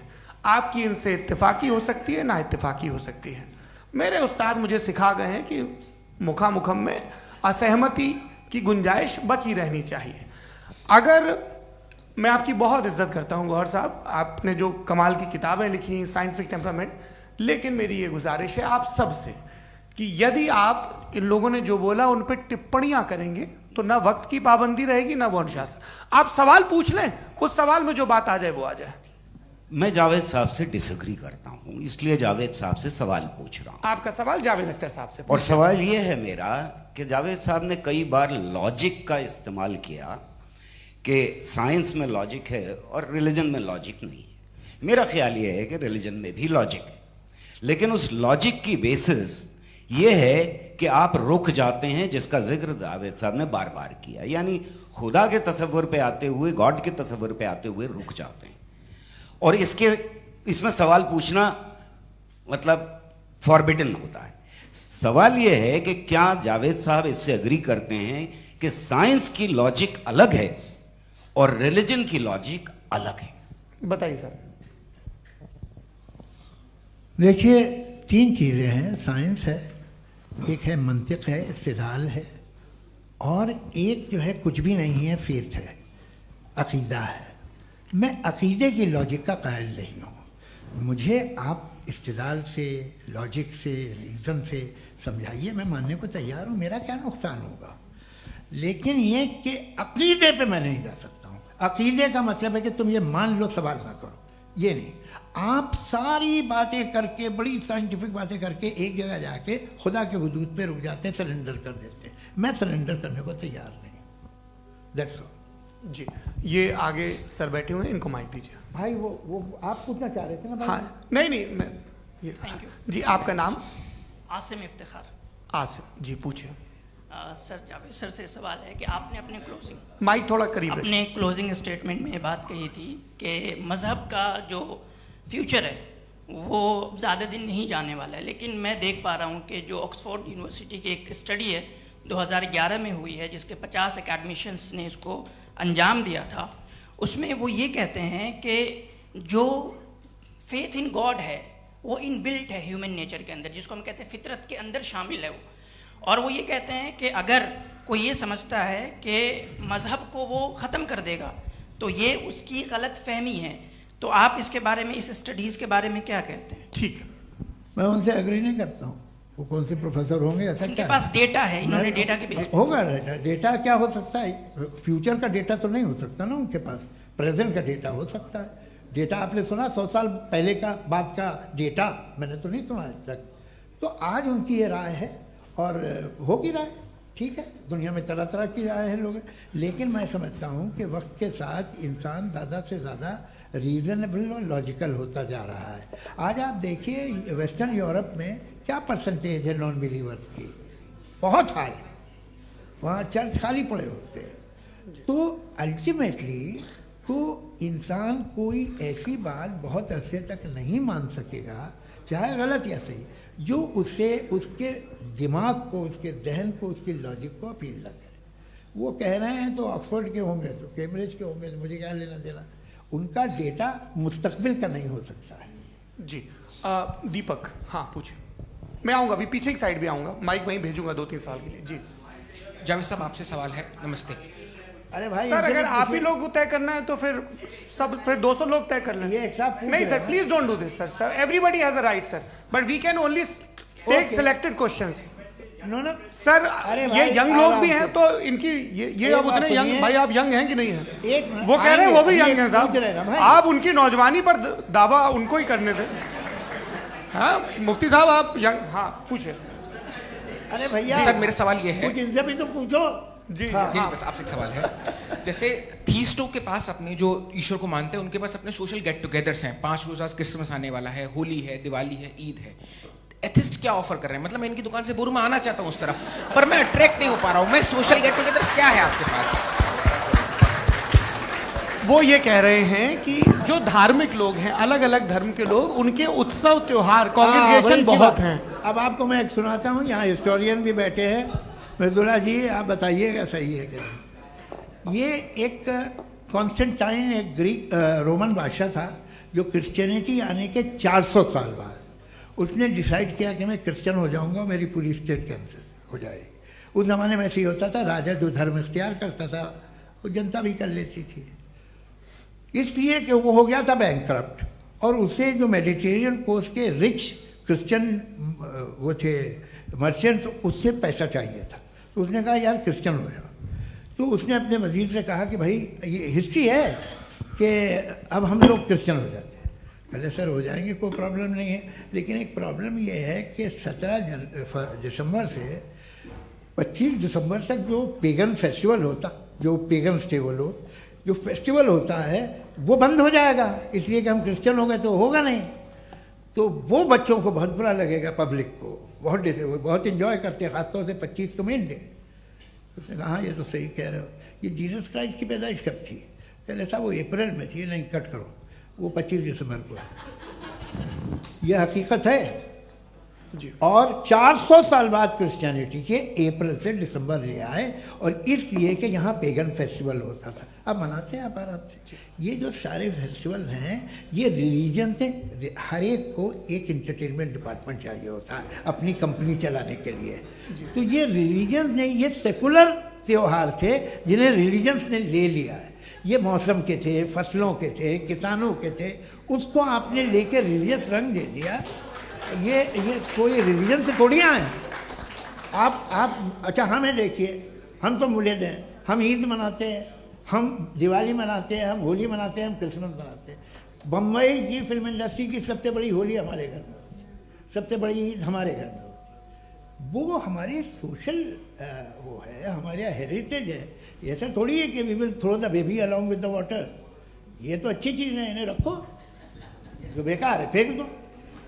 जी हाँ, हेलो जी, मेरा सवाल नादवी जी से है।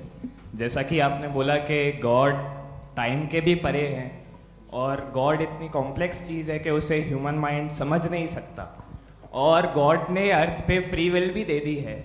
तो आप अपना वक्त ज़ाया क्यों कर रहे हैं गॉड के बारे में बात करके? अपन को तो बात करनी चाहिए कि सोसाइटी को बेहतर कैसे करें। जी, मैं गॉड वही बताता है सोसाइटी को कैसे बेहतर करे। अभी मैं आपका जवाब देता हूँ। आपने कहा कि टाइम पे वो एग्जिस्ट नहीं करता,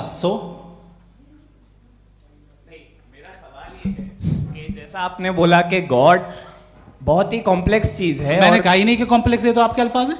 कॉम्प्लेक्स का लफ्ज गॉड के लिए सुइटेबल नहीं है। क्यों? क्योंकि कॉम्प्लेक्स वो चीजें होती हैं जो ऑब्जेक्ट हो। God is not an object जिसको आप इंस्ट्रूमेंट के जरिए लेबोरेटरी में जाके टेस्ट करें, oh it's very complex. No, वो कोई कार का इंजन नहीं है। वो फिलोसॉफिकली नेसेसरी बीइंग ऐसी बीइंग है जो सिंपल बीइंग है। हाँ, आप उसको मुकम्मल तौर पे उसकी तमाम हिकमतों को जान ले और हर चीज को जान ले, ये पॉसिबल नहीं है, क्योंकि वो ऑल वाइज है, आप ऑल वाइज नहीं है, और वो खुदा है, वो आपको सारी चीजें बता दे, ये जरूरी नहीं। मेरा सवाल ये नहीं था, मेरा सवाल ये था कि जब गॉड इतना परे है इस दुनिया से कि उसने अर्थ पे फ्री विल भी दी है, हम सब ह्यूमंस की फ्री विल है, और जो सोसाइटी में हो रहा है वो अपन लोग डिसाइड करेंगे, तो अपन लोग डिसाइड नहीं करेंगे ना, अपन लोग डिसाइड नहीं करेंगे। गॉड जो है, गॉड ने वो उसकी जात, उसकी एग्जिस्टेंस टाइम एंड स्पेस से परे है, लेकिन वो हमारा टेस्ट ले रहा है और उसी गॉड ने हमें बताया कि तुम्हें क्या करना है क्या नहीं करना है, तो जाहिर है उस गॉड की बात सुनेंगे ना हम। जी, वो पीछे एक चश्मा लगाए जो मैम खड़ी हैं, उनको दीजिए। हाँ, आप जी जी बिल्कुल आएंगे।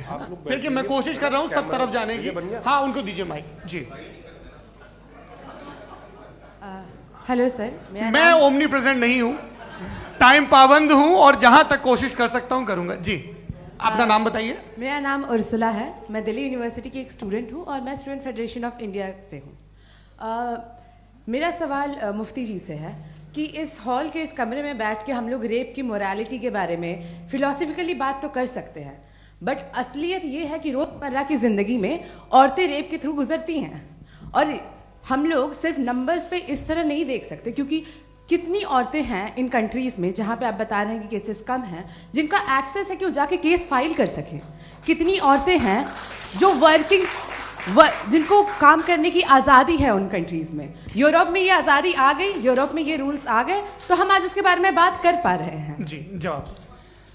आपने ये कहा कि कमरे में बंद होकर हम लोग इस पर फिलोसफिकली बात कर सकते हैं, लेकिन हकीकत में क्या हो रहा है, वो ग्राउंड लेवल पे क्या हो रहा है जो बहुत गलत हो रहा है, और वो सफ़र कर रही हैं। आई अग्री, बहुत गलत हो रहा है, और जो गलत हो रहा है उसको हमें रोकना है। और क्यों रोकना है, वो गलत क्यों है, हमारे पास इसका ऑब्जेक्टिव फाउंडेशन है, इनके पास उसका ऑब्जेक्टिव फाउंडेशन नहीं है। मैं ये कहना चाह रहा हूं कि जहां पे भी जुल्म हो रहा है, जहां पे भी औरत पे जुल्म हो रहा है, या उसकी इज्जत लूटी जा रही है, या उसे तकलीफ पहुंचाई जा रही है, और सिर्फ औरत नहीं, किसी इंसान के ऊपर भी जुल्म हो रहा है, तो उसके खिलाफ खड़ा होना, ये मोरालिटी हमारे पास गॉड के पास से आई है। वरना जावेद साहब तो कह रहे हैं कि जो है मेजॉरिटी डिसाइड करेगी, तो मेजॉरिटी तो कभी भी बदल सकती है। क्या आप ये थोड़ी सी आपको गलतफहमी है। मैं अगर मेरे जुमले से ये मदनत निकला या मैंने कहा, तो ये जुमला मैं वापस लेता हूँ। ये मेरा मतलब ही नहीं था कि मेजॉरिटी डिसाइड करेंगे। मेजॉरिटी डिसाइड करे तो दुनिया में बड़ी, वैसे आपने कहा था ये जुमला, अच्छा हो सकता है, मैं मान रहा हूँ, बाद में रिकैप कर लेंगे। अरे एक सेकंड, मैं अपनी एक्सप्लेनेशन देता हूँ। मुनासिब बात यह है कि हम सब के सब दिल में जानते हैं कि क्या अच्छा है क्या बुरा है, हमें पता है अच्छी तरह से। जो लोग बुरे काम करते हैं उन्हें भी मालूम अच्छा क्या। यही तो सवाल था हजरत कि फिर ये मोरालिटी आई कहां से? Cross examination. हाँ जी, हाँ। मोरालिटी साथ रहने की डिजायर से आई, यानी साथ रहकर जो कुछ कह दे, जो कुछ कर दे, वो हो जाएगा। नहीं नहीं, तो आप कायदे से रह ही कर सकते हैं जब तक लोगों में मोरालिटी हो, वरना क्यास हो जाएगा। ये आपको कैसे पता? जी, हमने देखा ना, जहाँ मोरालिटी का क्यास हो गया, हम देखते हैं। कहाँ पे देखते भाई? दुनिया में। आप जो कह रहे हैं, आप कहीं पे अगर गलत हो रहा है तो उसको आप गलत देखिए। आप एपिस्टेमोलॉजी की बात कर रहे हैं, मैं ऑन्टोलॉजी की बात कर रहा हूं। मैं इस बहस के बाद आप दोनों लोगों को चाय पे होस्ट करूंगा, वहां पे क्रॉस एग्जामिनेशन कर लीजिएगा। अभी ऑडियंस का हक मार रहे हैं आप लोग भाई, सर जस्ट लोग हैं आप लोग। और ये भाई ये हाँ, उधर आएंगे, जी सर आएंगे। अच्छा सर, मेरा नाम लईकुर रहमान है और मैं अलीगढ़ मुस्लिम यूनिवर्सिटी का स्टूडेंट हूँ, और जहाँ तक मुझे पता है कि sir you are also product of Aligarh Muslim University. मैं भी उसी चमन का बुलबुल। हाँ सर, तो बहुत खुशी हुई मुझे जान करके कि मैं आपसे मिलूंगा। सवाल सर, मेरा सवाल यह है, सर सैयद अलैहिर्रहमा का नज़रिया यह था कि खुदा के वजूद को अक़ल के दायरे में रह कर के तलाश करना, न कि पूरी तौर से उसका इनकार कर देना। Sir, how will you define it? नहीं, तो ये तो आप इन्हें बताइए। ये सवाल आपसे खुदा का वजूद साबित कर रहे हैं, तो सर आपने इनकार कर रखा है, इस वजह से मेरा क्वेश्चन। उन्होंने यही सर से, एक सेकंड, सर सैयद ने यही कहा ना कि अक्ल से आप खुदा के वजूद को साबित नहीं कर सकते, यही कहा ना भाई। वो उन्होंने कहा कर सकते हैं और वो कर दिया गया आज। वो फोन तलाश करना या साबित करना अक्ल से अक्ल से नहीं हो सकता। अरे सवाल तो सुन लीजिए जी। अक्ल से नहीं हो सकता है, यही कहा ना आपने। अक्ल से हो सकता है, अरे वो यही कह रहे हैं भाई, आप बता रहे हो सकता है, वो तो कुछ और। आप अगर सर देखो नौजवान फोन ले लो, वो इतनी कमाल की यूनिवर्सिटी है। अरे भाई दे दो उन्हें जरा, एक मिनट दे दो भाई, मेरी बात सुनो, माइक पे बोलो ताकि जो लाखों लोग देख रहे हैं। माइक दे दो ना। अरे देंगे ना माइक, तुम ठहरो तो। हाँ सर, मेरा सवाल ये था कि सर सैयद अलैहि रहमा का एक नज़रिया था अपना कि खुदा का जो वजूद है उसको अक़ल के दायरे में रह करके तलाश करना है, न कि पूरे तौर से इनकार कर देना है। ये उनका कॉन्सेप्ट था। लेकिन मेरा सवाल ये है कि आप इसको कैसे डिफाइन करते हैं, एक्सप्लेन कैसे करेंगे, मैं आपसे जानना चाहता हूँ, क्योंकि you are the product of Aligarh Muslim University. मुझे अक़ल के दायरे में रख के मैंने बहुत तलाश की, मुझे मिला नहीं। हाँ ये इधर वो चश्मा लगाए जो, हाँ उनको दे दीजिए। जी जी फटाफट पूछिए, बस 5 मिनट है, 5 मिनट में खत्म हो रहा है। हाँ अस्सलाम वालेकुम मुफ्ती साहब, एंड मेरा सवाल जावेद अख्तर साहब से। क्या नाम है आपका? अरे भैया सब मुझे पूछ रहे हो।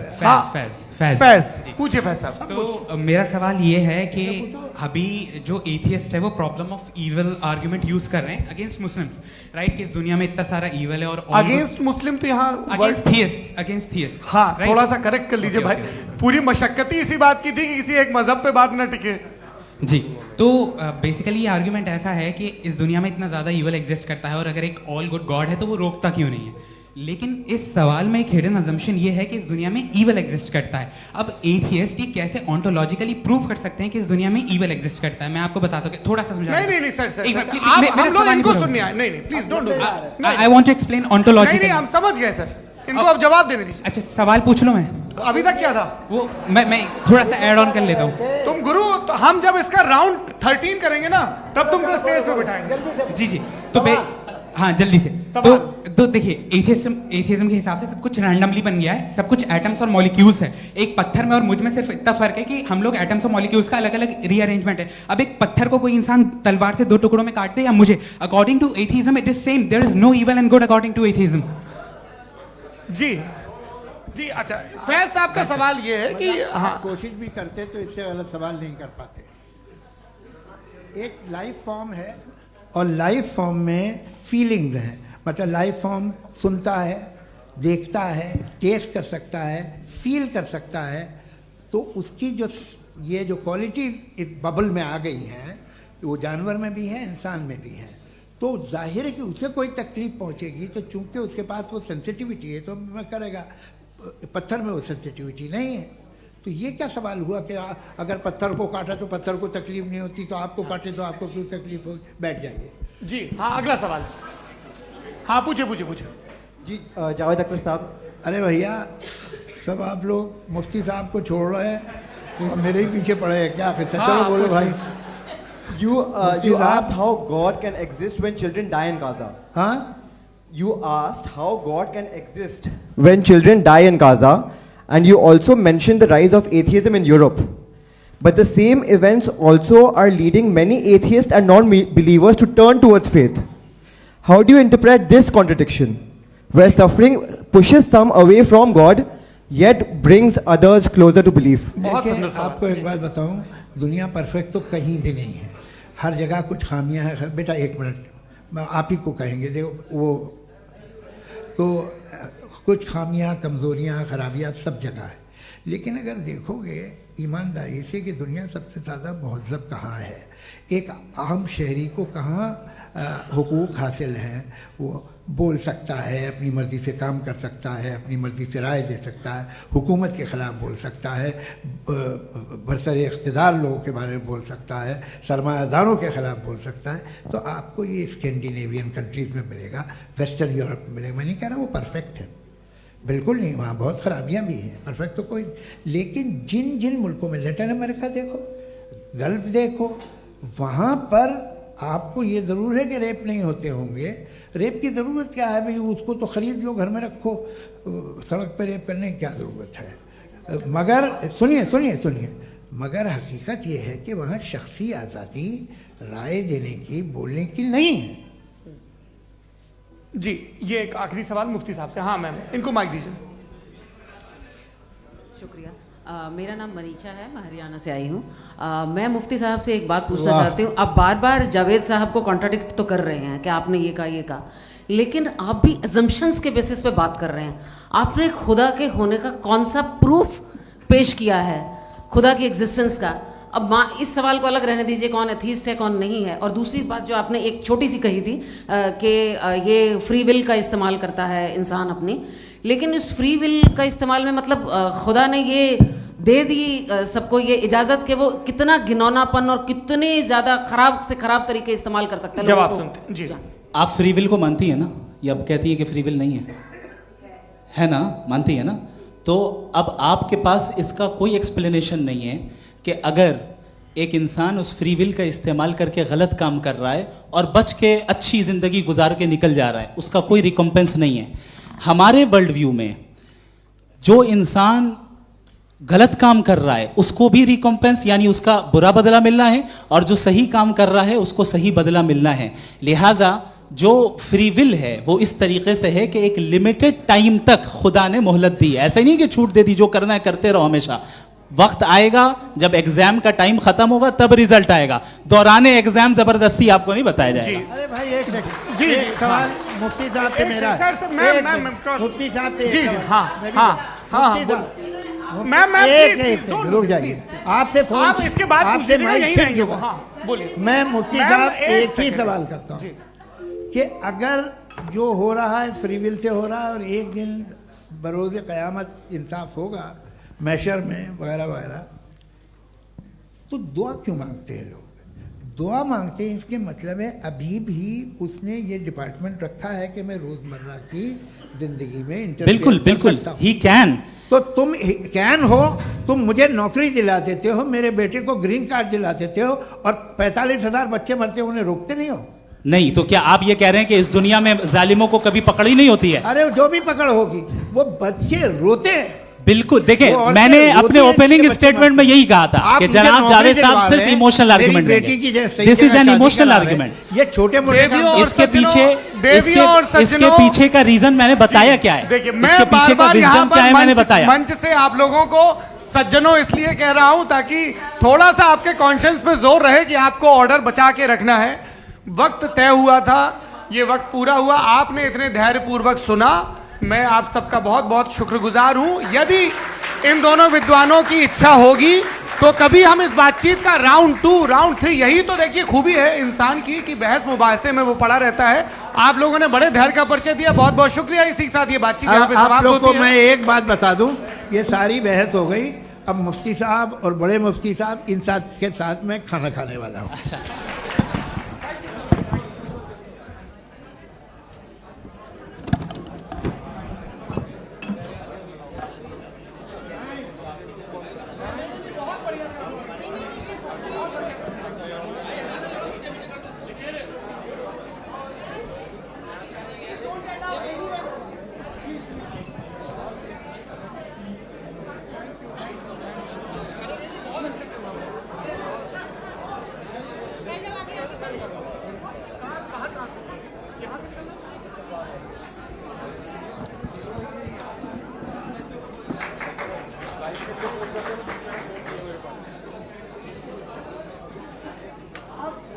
Thank you.